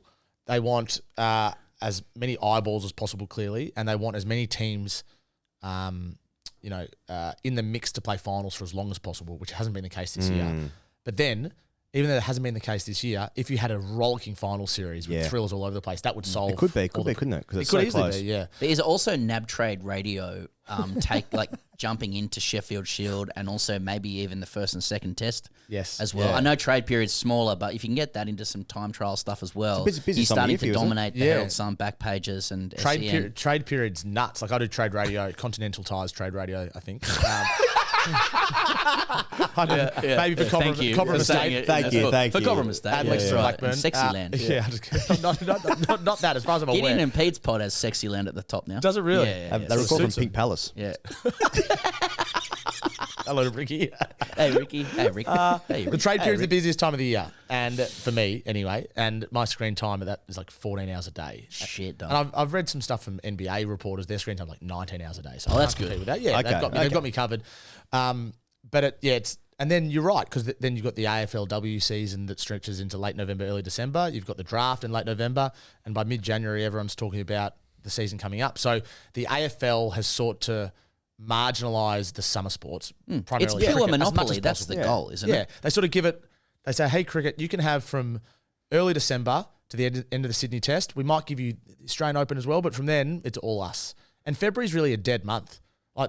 I hate working in February. It's the worst month because there's no footy yet. The cricket is not in Australia anymore. It might be overseas. And the tennis is done. And, if I could take every full February off, I would. But I can't because I don't have the luxury of that. Yeah. You mentioned screen time there before. A more serious question was talking about mental health before. But, do you ever think about the nature of media, your role within it, and its impact on your mental health? And I'm thinking about the being constantly dealing in difficult issues or issues that might upset people or irritate them, or information that is not good for them, to be the purveyor of that, but also with what you experience as well, receiving it from people and doing that on a day-to-day basis, all while being glued to your phone as well, and the impact that has on attention, etc. You're a dad.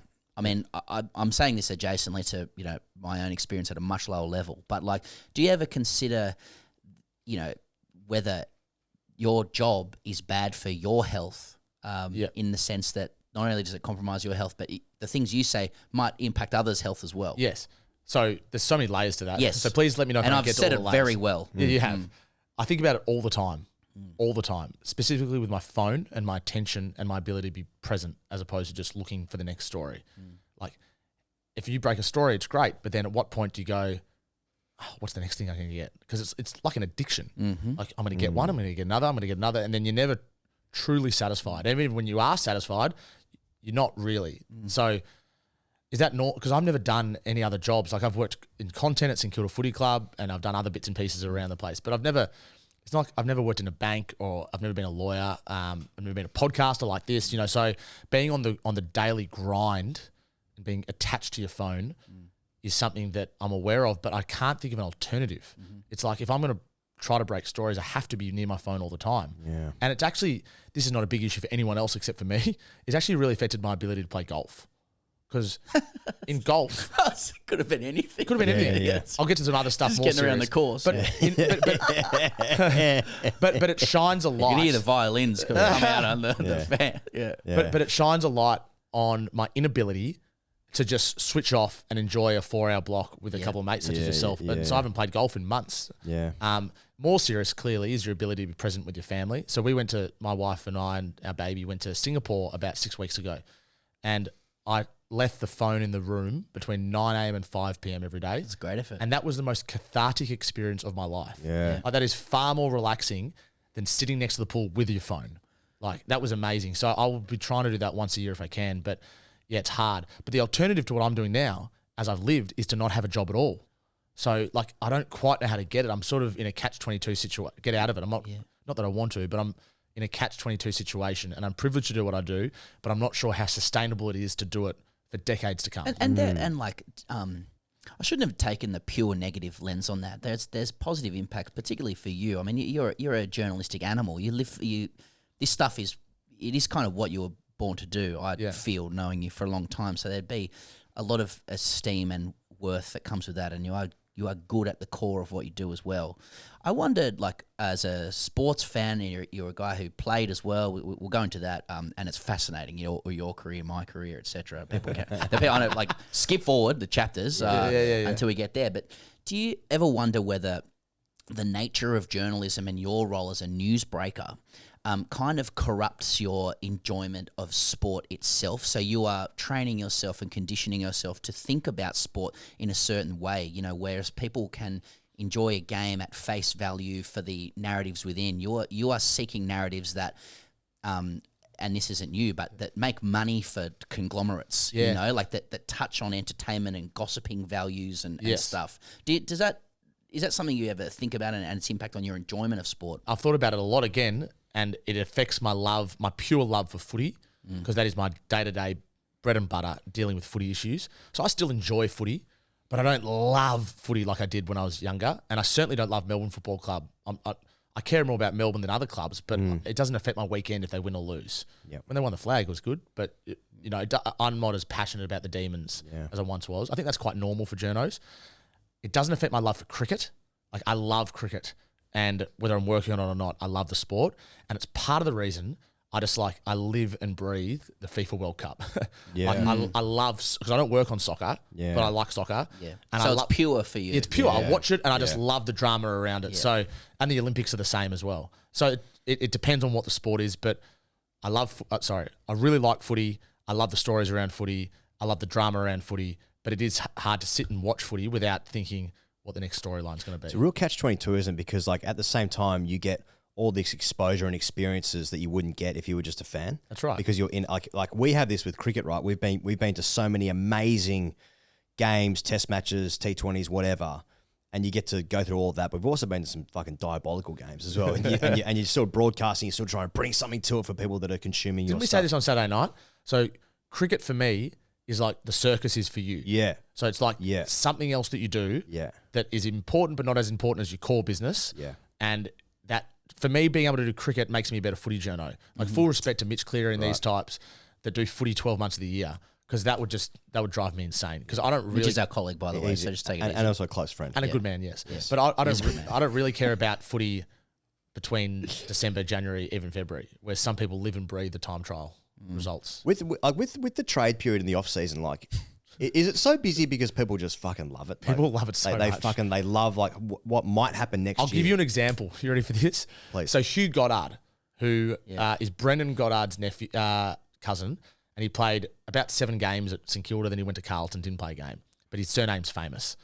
And in 2000, might be caught out here, in 2018 or 2019, I did a story saying Carlton is interested in St Kilda's Hugh Goddard.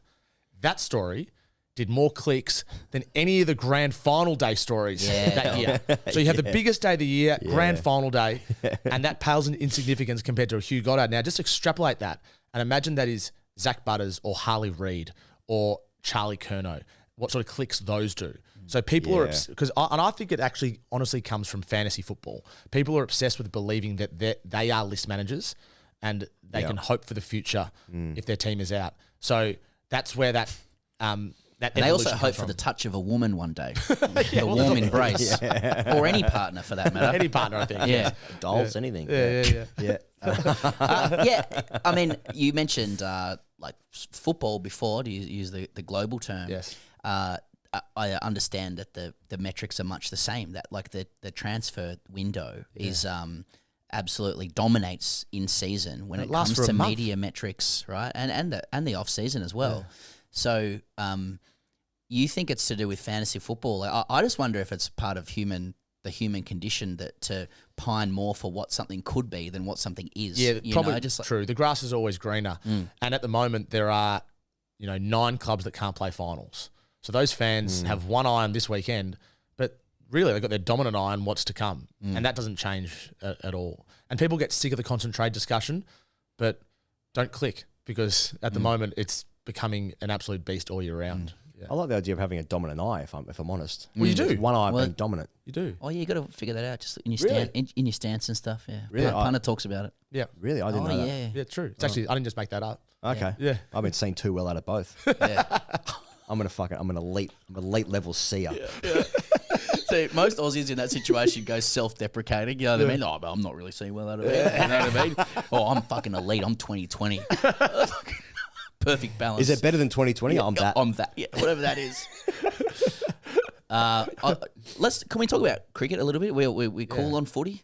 Anything else? I mean, where are the Swans at? I like the way that you guys have sort of tiptoed into footy, having been around the sport but never fully entrenched in it. Well, Sunday footy feast, I wouldn't say tiptoe. I'm about to get there. We came crashing. And now you are in the Sunday. You are in the Sunday narrative. You're part of the landscape. Some would say we've made a splash. Yeah. Those people would be incorrect. We've upended the footy industrial complex model with amateur hour. I also like how you say footy rather than footy. I couldn't cut the difference when you just said them, but yeah. You know what I'm saying? Footy. Yeah, footy. Yeah. Essendon. Yeah, Essendon. The Dons. And I live in Apollo Bay. So, cricket.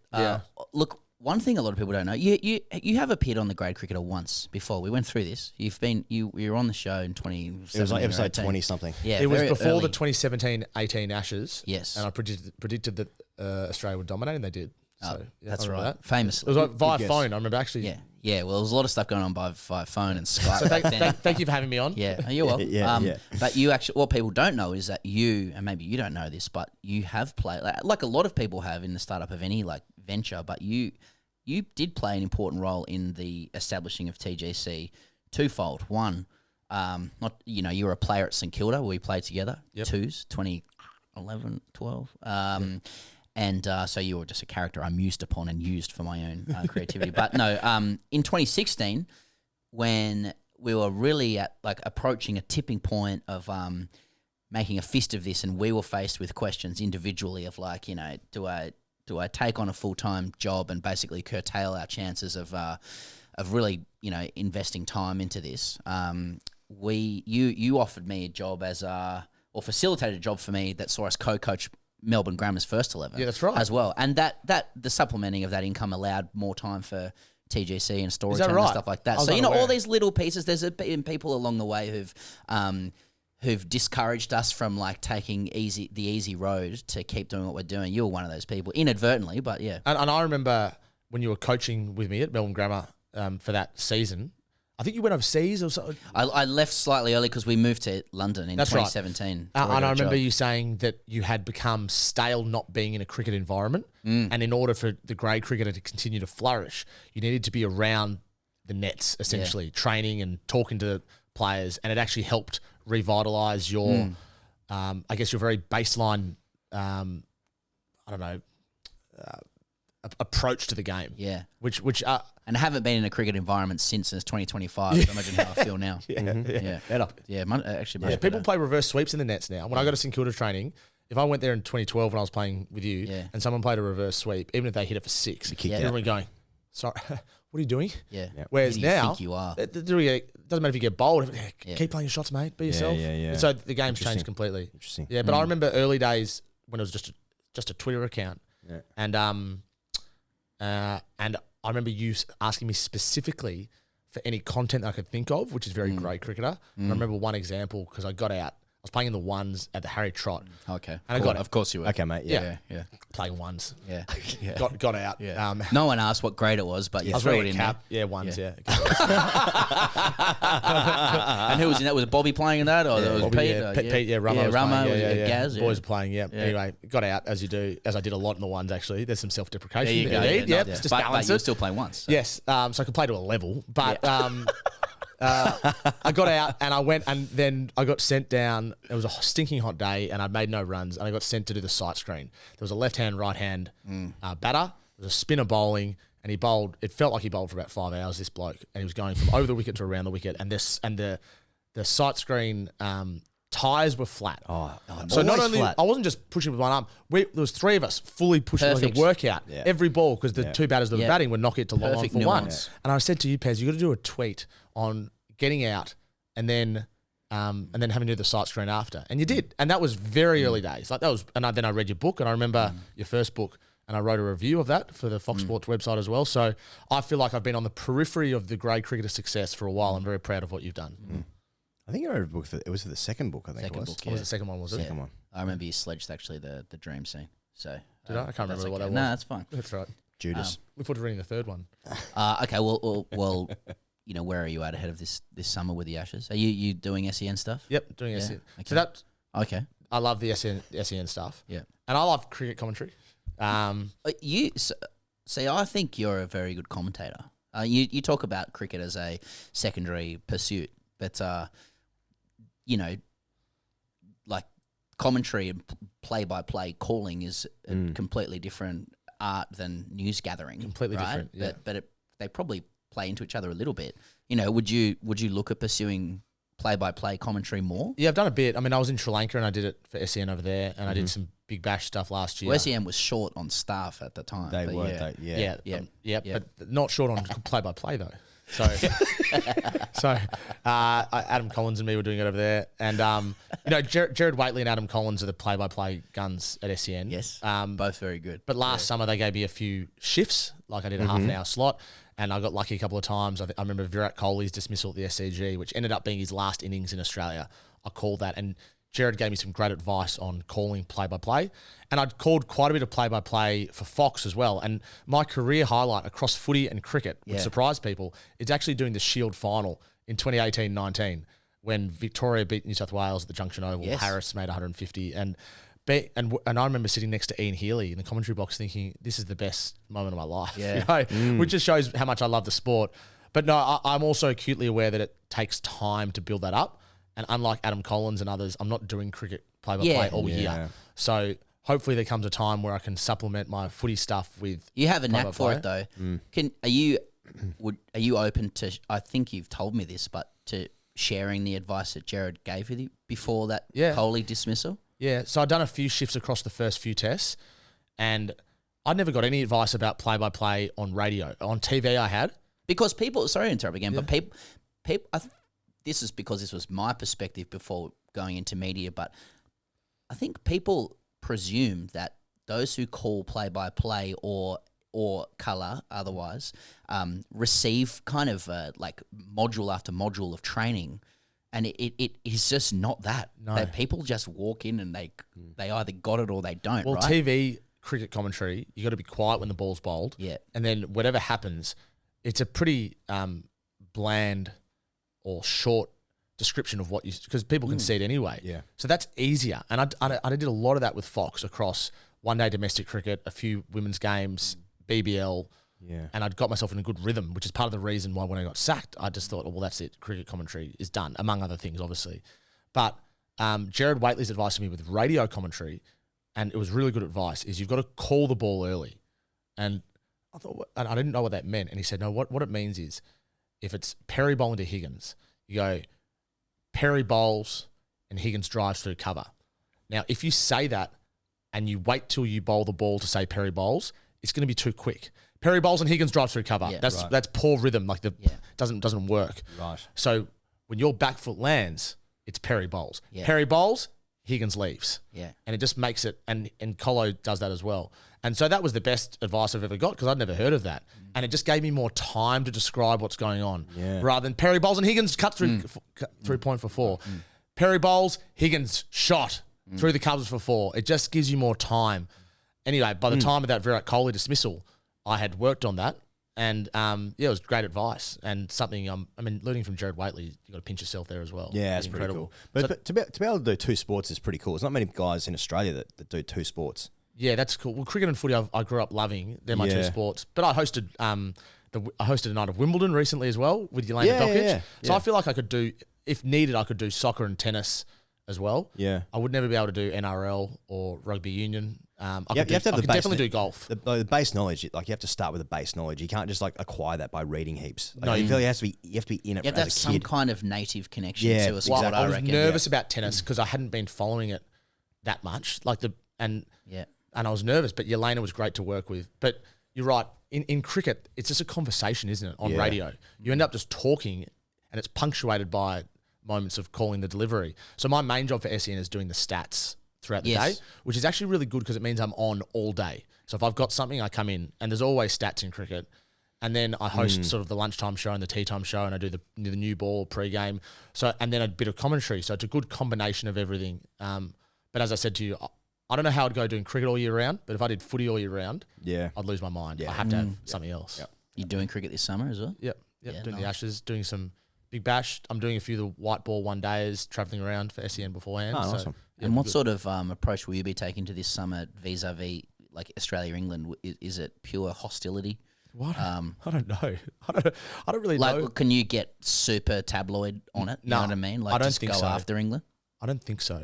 I think I need to play pretty straight bat, pardon the pun. I think that's my role. It's a cricket If you- terminology. if- straight bat. And people can see, it is. When that's you're right. playing defensively, Yes, or leave it as or I'd off. technically correct. If people see me at a certain level in footy, they see me at a far lower level in cricket. Right. So I need to appreciate that in many ways I'm still a rookie learning my craft and earning the respect of others in cricket, and that takes time. But working at Fox alongside, name dropping here, Gilchrist, Hussey, like Warney was great. These people meant that when I walk into the media box, as you guys do, having the respect of those guys gives you great confidence that you can do the job. Well, when we walk in there, most people say, "What are you doing here?" What are you doing here? To be honest, Buddy? including the Buddy? like the staff. Does anyone ever still champ you seriously, or not actually? Like a Haydos, would Haydos say, "How are you, pal?" See, Nah. we've come full circle with Dos. Yeah. To be honest. What do you mean? Oh, Dos is Dossage. Well, yeah, Dossier. After the WTC final, some people know we're going to do name dropping here, but I'm only doing it because it's funny because of how incongruous it is that these people were in association with us, idiots. But people know that we had Ravi Shastri as our guest at our show in New York, and so we've developed a relationship with Ravi. Every time he sees us, he's like, "Boys," and he's a big bloke. Yeah, that kind of thing. Yeah. I probably won't get into the accent, but Ravi, some people know he recently, and this is very Ravi, but like him and his business entourage have recently opened a Ravi Shastri suite at Lord's, right? Which is so he's got his own box. I think it's kind of shared, and we're always like, because we do like our work into India and stuff like that, like we're always in communication with his people about potential opportunities, and they reach out to us and stuff. So when we were in the UK recently for WTC final as well as the England-India summer, his guys were like, okay, come around to the box whenever you want. You can come in whenever, right? So on the odd occasion, open invitation. Yeah. We'd on the odd occasion, we'd go from the press box down, and after the WTC final, where we were on the field with the South Africans, who are like, not bad for a couple of threes players, are we, boys? You know. Yeah. So Ravi was in the box as we were walking around the oval, and he's like waving us in. Come on, he had like champagne and stuff. Anyway, there's a long way getting around to it. We're obviously pinching ourselves, going, we played threes. Go up to his box, champagne everywhere. Here's Doss. Doss has had a big day on the commentary. He's wearing the hat. He's wearing the hat. He goes, g'day, boys. So it's like, because there's a lot of people from all walks of life, all countries there. Yeah. And you do tend to gravitate to Aussies, you know. Yeah. And we'd worked with Haydos before at a live show. Yeah. How are you, boys? And we're chatting. And then in walks, after 4 or 5 Castle Lagers, Graham Smith. Right. Who's just been on the Lord's balcony with the winning South African team, proud as anything. Yeah. Never met him before. But he just walks in and he just goes like, Dossage! Dossage! You would have lost it. Did you lose it? Yeah, we're just like, you can imagine just two idiots in the corner just giggling. Yeah. And then what about the size of and the breadth of back between Shastri, Hayden, Smith. Yeah. We were standing in the corner. Just unbelievable. And the way they were talking, like nothing could have been more out the side of the mouth. You know what I mean? And we were there's Ravi as well. Yeah, we go. Anyway, then 2 BCCI people walked in and yelled a big apology to us for serving us a legal letter. Yeah. So it was all good. And everybody had a big laugh, you know, because it's inside. Do you have to? This is becoming me interviewing you guys. Do you have to pinch yourself in the corner of the room at that time? Not really. Probably feel like we've got more influence than them anyway. So if I was holding court for 10 minutes. Yeah, if anything, I did a quick 10 actually. Bez put together a tight 5. We actually no. The BCCI guys, they did ask us to do 5 minutes at another venue. We're like, nah, it's all good. Thank you. That's awesome. Do pinch ourselves. Yeah, it's a joke. It's a joke. It's a joke. Yeah, but it's awesome. It's so awesome. To go from you breaking the story of Bomber Thompson, 8 years later. Yes. In Shastri Suite at Lords. Yeah. I know. The only way you can fully comprehend how far you've come or how far you've dropped is by looking back on where you were. And like, no, totally. Like when I was growing up, I used to watch I use Jared Waitley as an example, as the sort of the beacon of footy journalism. And I used to watch him on 360 thinking, God, if I ever get the chance to, I don't want to fawn over him, but if I ever get the chance to speak to him or meet him, I can't wait to hear what he has to say. And then last summer I spent all summer with him. Yeah, exactly. Go for dinner, like with the wider commentary team. You know, like I was with you the night that Stuart Broad took 8 for. We commentated for the Hill. That's right. We were commentating at home. comms. That came up you did that on my Facebook memories the other day. Well, I met the other guy from the Hill on the weekend. What's his name? Sparksy. Yeah. Well, so there's one like because people are like, okay, boys are just having a cock off now about what they've done, right? And I want to ask you if all that glitters is gold, because I don't think it is. But talking about humble origins, I don't know if people would know this, but we ran a alternate commentary of the 2015 Ashes. Geez, there could be some recordings out there, which is problematic. But we every night, maybe the first 3 days of every test in my house under like the name The Hill, I had a different guest on. You were one. That must have been the first time I met you, 2015. Yeah, that's right. Yeah. You were one. You were one. My dad and my brother were on one night when we were at the snow. You could bring it up anyway. What night was I on? You were on the night that Broad took 8 for Australia 15. all out for 60. Yeah. Tory was on. And then I was going to say, Tory was on a night that we badged medical night, and it was the highest rating show because all these people started writing in going like, I've got this rash on my cock, you know? And she was giving this, she would have been quite junior at the time, like giving this very sober advice, but it was highly entertaining. The contrast between the nature of the question and her advice. But don't you reckon, you know, I remember distinctly sitting on the couch through all these amazing, great moments or being at the ground, you know, between about 1999 and about 2007. I remember it vividly, everything that happened in Australian men's cricket.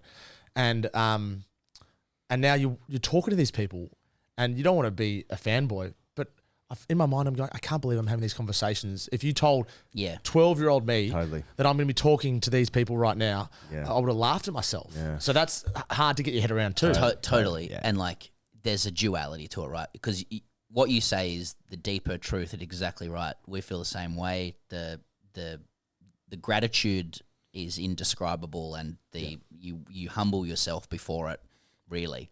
But by the same token, it isn't always as it looked on camera when you were a kid as well, right? There's a lot of work that goes into it, and there's a lot of guys walk around with that shoes on. There are things that. And they talk to themselves. Yeah, that's right. That's true. Like there's another side to media that's tough as well, right? And and it's a contact sport. Yeah, it's a contact sport, and like I don't know if it's been your experience, but I've been surprised to learn how little you've spoken very positively about the advice you've been given by certain people, but I think broadly it's a place that's quite lonely too in terms of the things that you pursue. I don't think you hear from a lot of people when stuff is good. You hear a lot from people when it's bad. Yeah. But otherwise, it can be quite a quiet place in terms of how your work is being received. Yeah, that's right. You certainly don't get a lot of advice from other journalists because everyone, understandably, is looking after their own patch a little bit. Yeah. So you've got to find someone that knows you're not trying to take their spot. So Tony Jones, who I work with on Channel 9, he knows I don't want to be a newsreader. So I reckon he's really happy to give me advice and help me along the way on various things. Because when the red light goes on, no one's better than him. Like, he's incredible the way he talks. He's made a few errors along the journey, but like overall, he's incredible, as we all have. But I reckon if I tried to seek advice from essentially a clone of me who's 20 years older, I reckon that person would be less willing to give me advice. Equally, like, footy commentators are very territorial, as they need to be. But if you're too territorial, you get this a shocking reputation as well. So I always try to help as much as I can when people ask.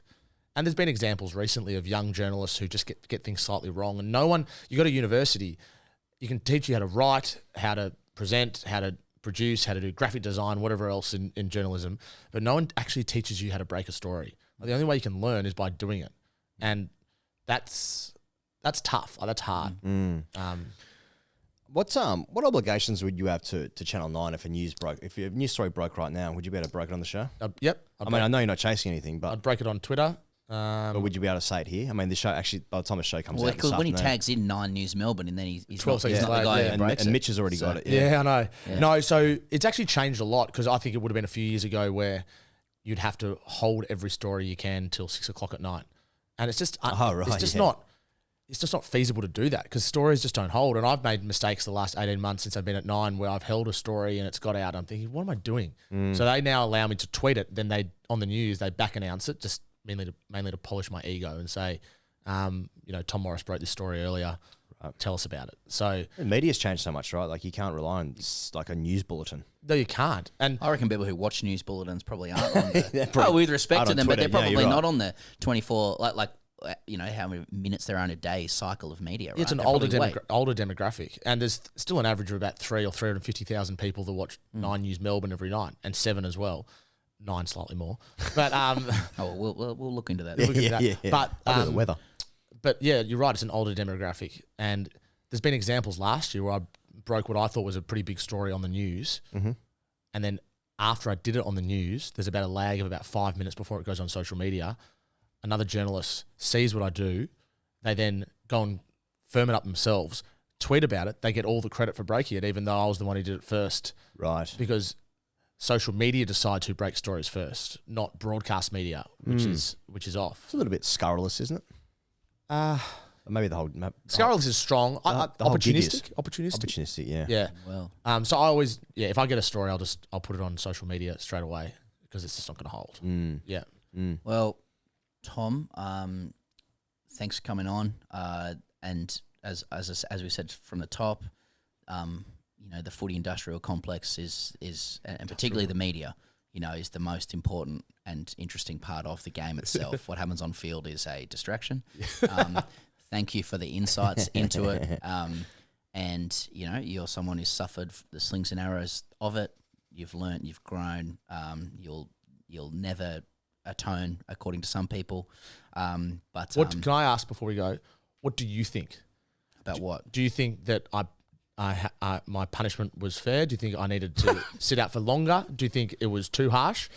I'm just interested. Well, you're not going to like that I'm not answering this question directly, but like I often find with questions like that, there is a difference between how I feel personally and what it has meant to me versus how it, may play out in the context of every other person and all of their thoughts and feelings and values and the profit and loss that sits around it, the business around it, the cultural, mores of the time, so that's a complicated question. Yeah. And because you know me as well. I'm ultimately a believer in forgiveness and compassion. Yeah. I'm thankful for the second chance, but I'm so aware that there's not a third chance. Like for the rest of my career, I'm on my last chance, and I'm extremely accepting of that. But don't stuff up again. Like don't go back to being that person. And what are your thoughts on Gaza, Tom? Don't even don't. I steer so clear of anything even slightly like. There's a few lines being tried out before the show. Yeah. Don't even start. That's true. Stick to footy. Is a chance. Stick to cricket. Stick to footy. People think I'm a Trump supporter because in 2016 I was in Washington, and it was a joke at that time in June 2016 that Trump would be president. A complete joke. Yeah. So I went to a merchandise shop, being the 24-year-old that I was. Yeah. Got a Trump T-shirt. Yeah. Wore it outside the White House and had a thumbs up I photo. see that gets sent around all the time. Yeah. Put it on Facebook, put it on Instagram, got a lot of laughs. 4 months later, he was elected as president. Not so much of a joke. Is that photo still around? I might dredge that up. It's around. It's around. Yep. And look at Tom. Now, Harris I'm like, I can tell you, I've never been a Trump supporter. I'm categorically not a Trump supporter at all. In fact, I'm the complete opposite. But people use what I did as like another example. Oh, and by the way, he's also like a redneck. He's also a right-winged Trump supporter who disrespects everyone around him, which is not the case. But it just, again, proves how things can change quickly in your life. Well, as the saying goes, a cunt is a cunt is a cunt. And you are one of the biggest cunts I've ever met. I've never heard that say. I just made it up.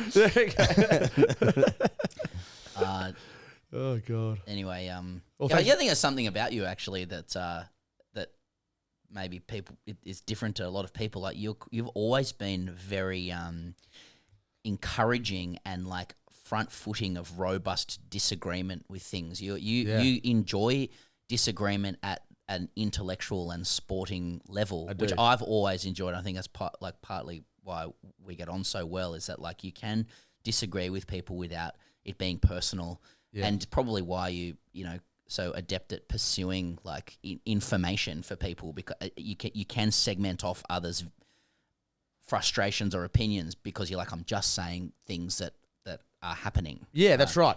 And no matter what you report, a section of fans will think that you hate their club. That's just footy for you.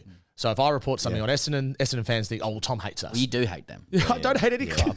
Actually, as you've probably worked out in the last hour, I don't actually care enough. Yeah. Like I'm immersed in it, but I don't actually hate. Who do you hate most? It's actually amazing. That phenomenon is actually amazing because people will listen to you talk about every other club and they'll be like, that's interesting. But they talk about your club or their club, and it's like, this guy's biasing. There's an agenda against my club. It's the same international cricket. It's the same thing. It's the same thing. I felt that actually in the summer, not to your level, but every time I did something on India, like even did stats on a player that's underperforming, the Indian tweets back at me. You're racist. Yeah, that too. Yeah. And you should see some of the headlines about us. Like I'd on love Reddit, to see. it's like, what, like the Aussies is like we pander and suck India off at any opportunities, and then there's another one saying like TGC's hate boner for India is getting beyond control. Like so someone tweeted me last night because I did a little story on Carlton's assistant coaches being frustrated because they haven't got an answer for next year.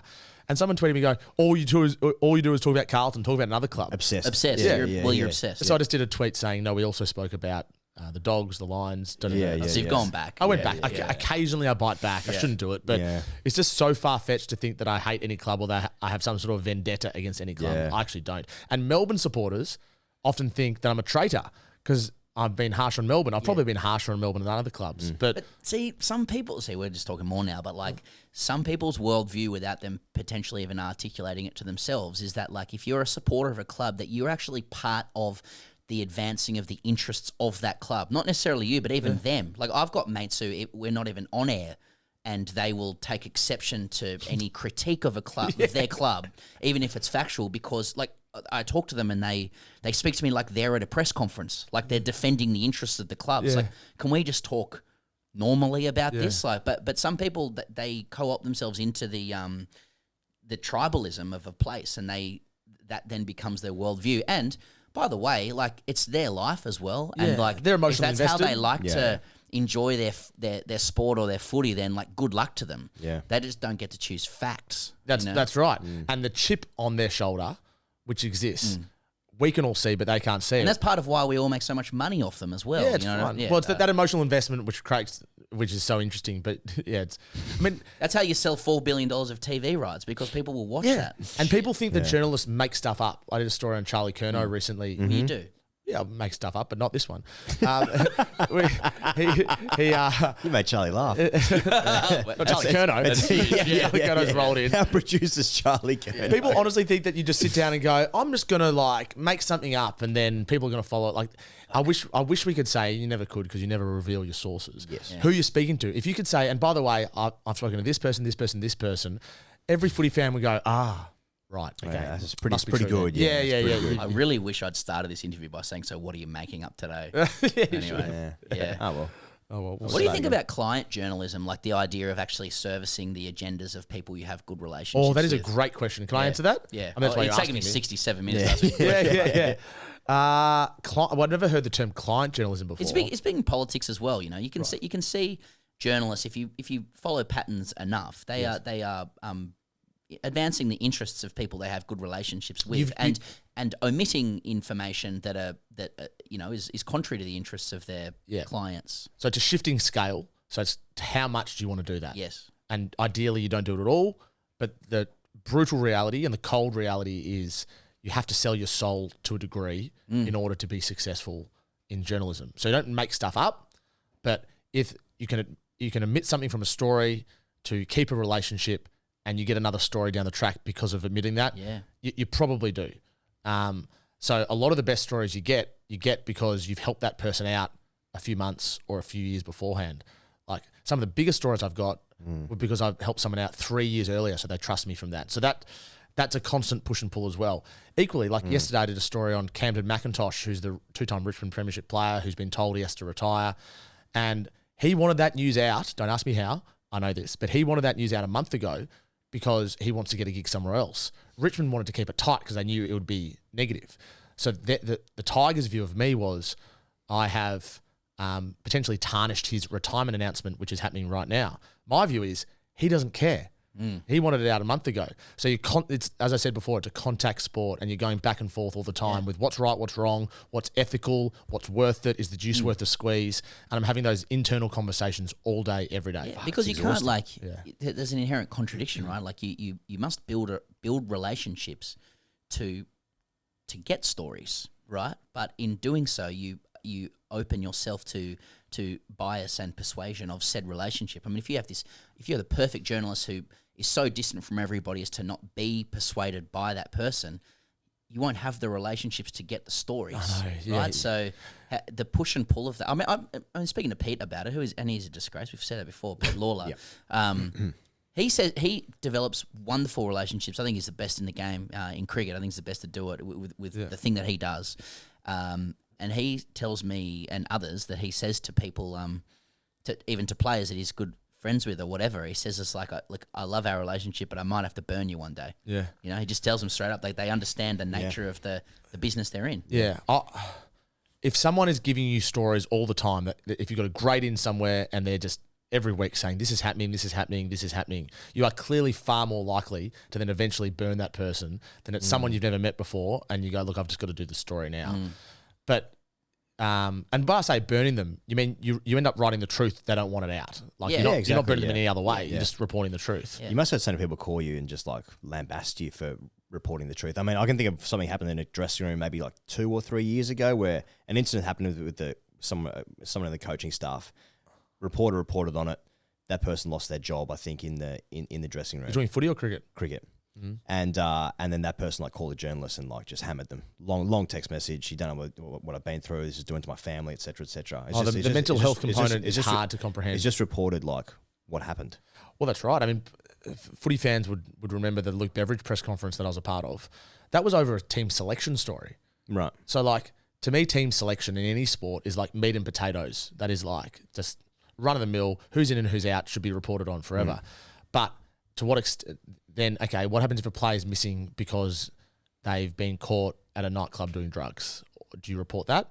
Do you report it if you know it, or if you have photo proof or video proof, or what happens if the club doesn't know it? Do you tell the club?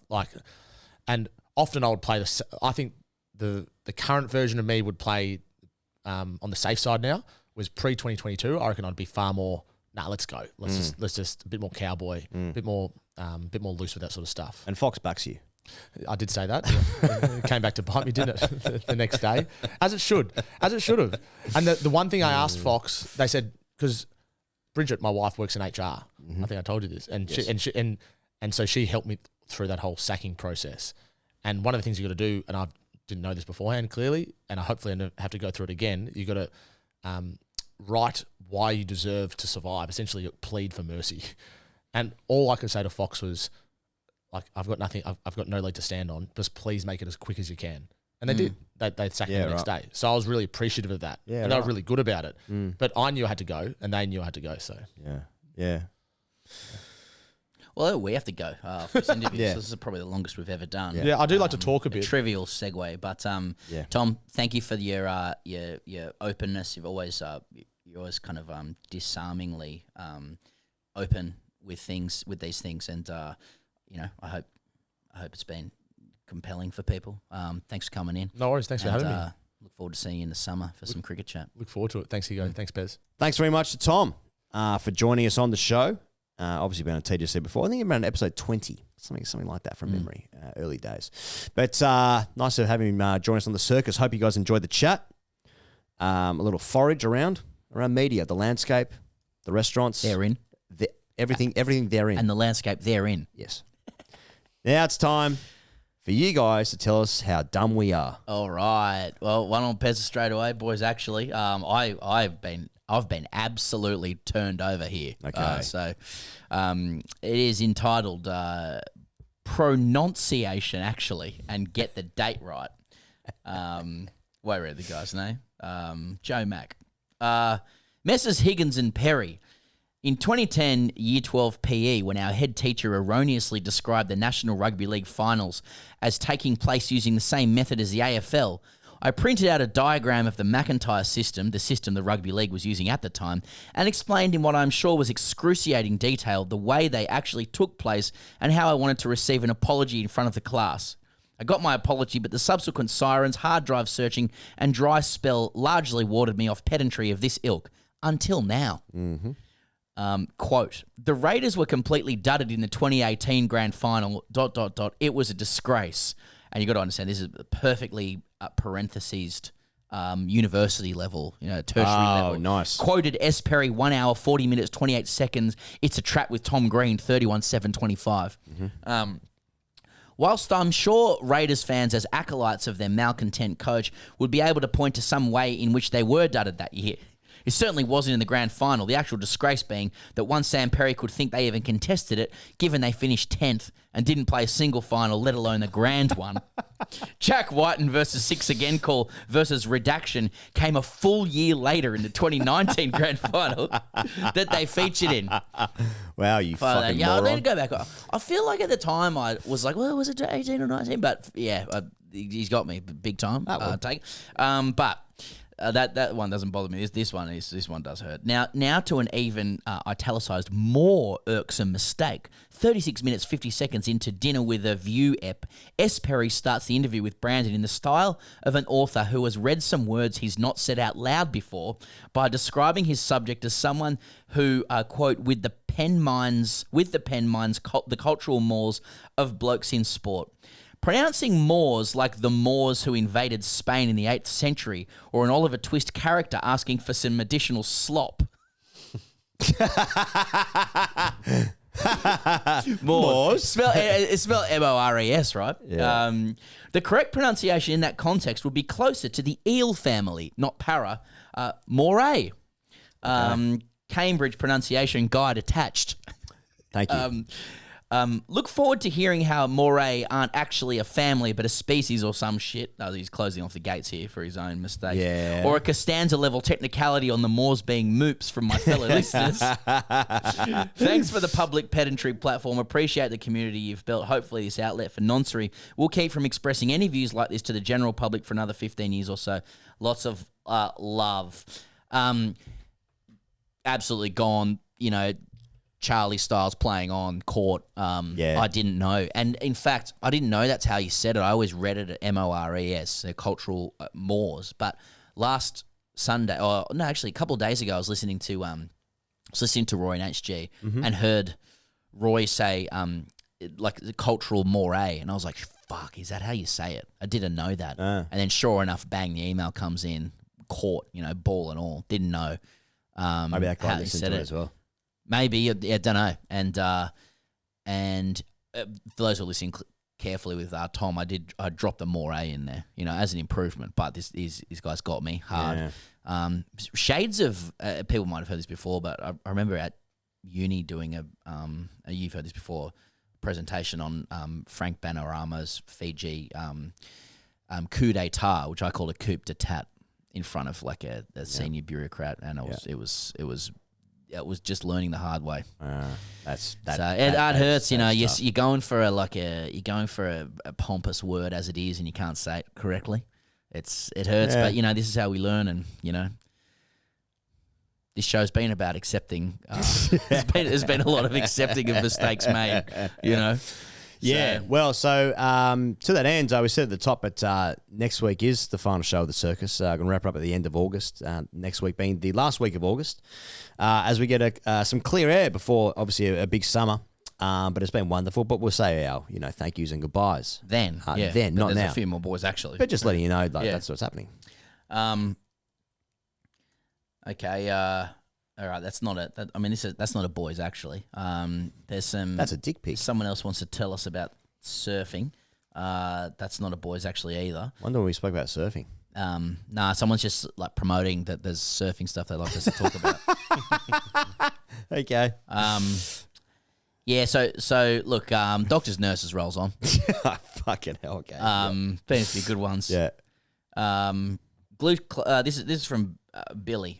Glucose metabolism noncery. Hello again, boys. I couldn't help but write in regarding the silliness that is doctors v nurses, as I'm going nuts studying for my Viva exam and need a good distraction. Viva, I think it is actually. Viva, I think. No, I got it wrong. It's Viva. Yeah. First point, Pez mentioned that this was the longest running saga in boys actually history. This is false. The thievery of heritage by Wagga Wagga locals went on for several more weeks than this chat. Also, the first way you pronounce andronergic was correct with emphasis on the Second, to the ICU registrar's point, while breakdown of glycogen is a known side effect of adrenaline, it is well established that glycogen metabolism is altered in diabetic patients in that the level of glycogen in the liver is markedly decreased. Of course, Thus, the breakdown of glycogen would not result in the required uptick of glucose you'd need for a hypoglycemic episode. You also failed to take into account the effect of gluconeogenesis. Neogenesis, I don't know how you said that. Yeah, in the Matrix, I think. Yeah, which is more profound and long-lasting. Maybe just stick to inotropes, champ. Oh, got him. I'm glad the nurse took time out of his award-mandated 20-minute tea break to put these whippersnappers in their place. Too many new grads or clinical marshmallows just don't know when to shut up and listen. Happy birthday, Pez. And then he sent me some memes. Nice. Okay, this is from a nurse currently on holidays and a bit bored from lack of medical rage baiting. Nurses v. Doctors, psychiatric nurse perspective. Hey, boys, wishing to contribute to the ongoing fuckery.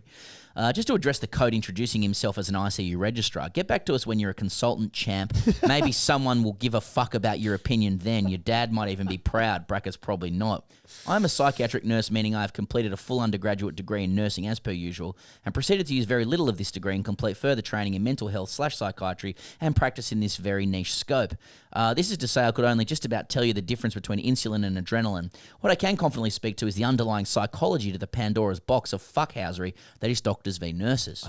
As Dr. Freud taught us, most if not all of our interpersonal relationship dynamic patterns are linked deeply to childhood and our attachment style forged during childhood.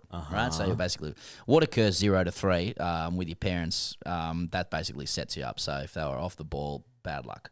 You got your secure attachment, your avoidant attachment, and then there's anxious attachment. So take your pick. That'll pretty much explain your issues. Now, to generalize, and ask your parents a few questions as well. 0 to 3, you weren't really aware of what was going on. But to generalize, all doctors hail from a long line of insufferable, pompous coats who measure a human's worth via prestige, academic achievement, and financial success. This creates fragile, insecure, and egotistical megalomaniacs who exert themselves and their egos through a never-ending barrage of assurance that no one else but them could do what they do. These sentiments are clearly expressed, I would say self-evident in this thread, whereas nurses, without a single exception, well-rounded, grounded, humble and emotionally intelligent humans who forge relationships in a near-perfect fashion. This is not my opinion, rather well-established fact of psychodynamic research. Anyway, it's been good fishing. Look forward to the fragile egos proving my point for me in response next week. Sincerely, nurse currently on holidays and a bit bored from lack of medical rage baiting. And I'm in Sri Lanka. Malinga was a good bowler, wasn't he? So one for the nurses. Cheers. Yeah. Okay. Yeah. Well, any reflections so far on this? Just we're getting into sort of this. We've asked about doctors, nurses. We've said Yeah. Well, it seems India, Sri Lanka, Wagga Griffith. Just a bit less hostile this year. Like there's been less sort of. Yeah. All right. Well, I got a couple others if that's okay. Yeah. So India, Sri Lanka, India, Pakistan, pardon me. Boys, you're actually teaching me medicine. This is from Enlightened Medical Student. Dear Peasant, he goes, I'm writing to offer a slightly different perspective on the recent debate around the role of EpiPens for the management of diabetes. Who would have thought when you said this? We've had EpiPens into cocks and everything. Yeah. Just searching for a joke in my brain. Yeah. For some context, I'm a failed grade cricketer and current final year medical student preparing for my last exams and transitioning into work as a junior doctor next year. I like to think of myself as not a mediocre fourth grade opening batsman that averaged 16, but rather a gleeful and starry-eyed university student with aspirations to cure cancer and reform the entire healthcare system. However, within the real context of the hospital hierarchy, I would probably be more akin to a flake of dried dog shit on the bottom of a nurse's shoe at the present time. Okay. Given that exams are looming, I very much appreciated the informal revision sessions on the physiology of beta-2 adrenergic receptors, the inferiority complexes of some beta male cuck nurses that were denied entry into medical school, as well as the discussion around administering adrenaline into your cock in the case of a prolonged erection, or more appropriately known as a priapism. An emergency situation, I might add. Fingers crossed I get a multiple choice question about this. I must say I never expected that my weekly listen to a couple of cricket nuffies masquerading as reformed general sport fans would actually lead me to lessons that make me a better doctor. I'm wondering whether you consider branching out into medical education more seriously, given the diverse audience of healthcare professionals that listen to the show, Pez's family connections and Higo's familiarity with locker room injectables. I think there is potential. Kind regards, Enlightened Medical Student. Now, what I'm hearing there is it's a nice start, and he's got a little way with words there. There's a little jab, pardon the pun, at the end about you guys masquerading as sports fans, and he's looking forward to life as a junior doctor. Just remember, champion, you're not a doctor yet. You haven't passed these exams. Yeah, and they're hard. Yeah, and they're hard, and you might flame in it. He's having a little crack there at seeing if he can be a quippy, pithy, arrogant doctor, and I don't have a lisp. Yeah, and I'll just say, life comes at you fast. Championship. All right. There's a Wagga one here, but we've been through that. I brought in a female listener. She is a trauma nurse and hates smug medica. I mean, this just goes on. Yeah. This is really wound people up. Yeah, really triggered. It's really wound people up. Yeah. This is an innocent bystander saying, "Boys, I've thoroughly enjoyed the past couple of weeks of Doctors v Nurses discourse, which was, and following contributions from firstly a fired up nurse, secondly a smug anaesthetist. I recommended the pod to my auntie and uncle. Mm-hmm. My auntie is a trauma nurse and my uncle is an anaesthetist. And despite the obvious ideological battlegrounds, have been together for 29 years and happily married for 23. Neither of them care about sports, but both of them loved hearing this debate play out over a number of episodes. I feel as if I should share the text I received from my auntie as a final word from the nurse's side, if you will. Okay, a final word. I will. If you will. I will. She said, male nurses aren't real nurses. Sudafed works better than adrenaline. Sudafed works better than adrenaline for sustained erections, but listening to wanker medicos works best of all. Signed a bitter old burnt out nurse. As a side note, I hope no paramedics chime in, otherwise she may lose her head. Yours in pedantry. I'm nearly there. Look, a couple of people are really wound up about you saying Brad Fittler out a right footstep. Okay. It's a left footstep. Yep. Just to bring all that together. Okay. Peter Boxall, doctors v nurses, a pop at both. Boys, I suspect I'm not the only doctor or nurse to have been patiently waiting in the wings while this saga unfolds and finding themselves ready to weigh in. Now it's getting a bit nasty. Mm-hmm. Oh, sorry, wait, tasty. This is a battle of the heavyweights, and as such, both have immense strengths and catastrophic weaknesses. I have to agree with the nurse who wrote in a couple of weeks ago that there is absolutely a cohort of doctors of all levels of seniority that act with the swagger of a rich kid who has always been told that they're amazing and never received a square punch to the face. Allow me to sum these coats up with a story. This is good. I went to a medical school in the Midlands that took a relatively high proportion of state school kids, albeit the kind of state school kids whose parents had the money for private school or swinging holidays in Spain, not both, but the stats are the stats. On one of our hospital placements, there were also med students from the University of Cambridge. They were largely decent people, and I'm sure are now good doctors, but one or two fit the mould of being so intelligent they're dumb perfectly. Right? On one ward round, a consultant showed us all to a patient who had textbook appendicitis. In fact, he was ready for the operating theatre later that morning. After allowing us to take a botched job of a history and examine the patient, the consultant asked smug Cambridge Humphrey/Hugo what he thought the diagnosis was. He came up with some rare as fuck metabolic disease that none of us normals had heard of and pretty arrogantly smiled at the consultant and asked, "What do you think it is?" The consultant stared into Humphrey/Hugo's eyes and deadpan stated, quote, "Well, it's waddling and it's quacking, so I think it's a fucking duck." Sadly, there are several Humphrey/Hugos out there, and they do tend to fuck up a lot while thinking they're the dog's bollocks. I also absolutely agree that nurses are, on the whole, absolute troopers, salt of the earth people, deserve far better pay conditions, and yes, they do save doctors from doing dumb shit on a concerningly frequent basis. However, that doesn't negate the fact that there are a subset who think that the job description of a nurse is limited to making TikToks, rolling their eyes every time they're asked to do their job, bitching behind each other's backs, and jumping on a junior doctor's cock every Christmas party. Perhaps EpiPens should be put in the doctor's Christmas crackers, though I doubt it would stop old Nikki New Tits from having a go. In summary, most awesome summer coats. Who'd have thought it? So, someone asked if you had a boat license, Chuck. No. Yeah. Okay. There was one guy here who said, "Let's raise the stakes," to talking about I think it was like plumbers v electricians.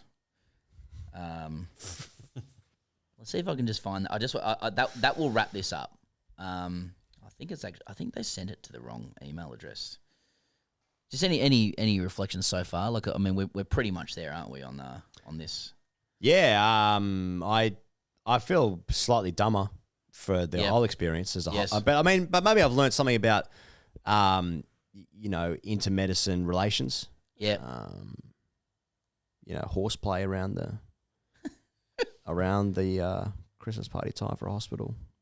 I learned about Nikki New Tits. Last one, if you'll indulge. Doctors v nurses. It comes in from a bloke.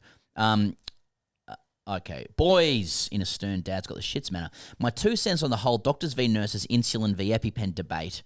An important point to note here is that I'm a carpenter, and my highest level of education is a Certificate 3. I do understand that is the equivalent of a 5th grader trying to have a stick in the one's net, yet here I am. I'd like to think I got a bit of know-how. I'd like to think I've got a bit of know-how in the field of type 1 diabetes, as my wife suffers from it.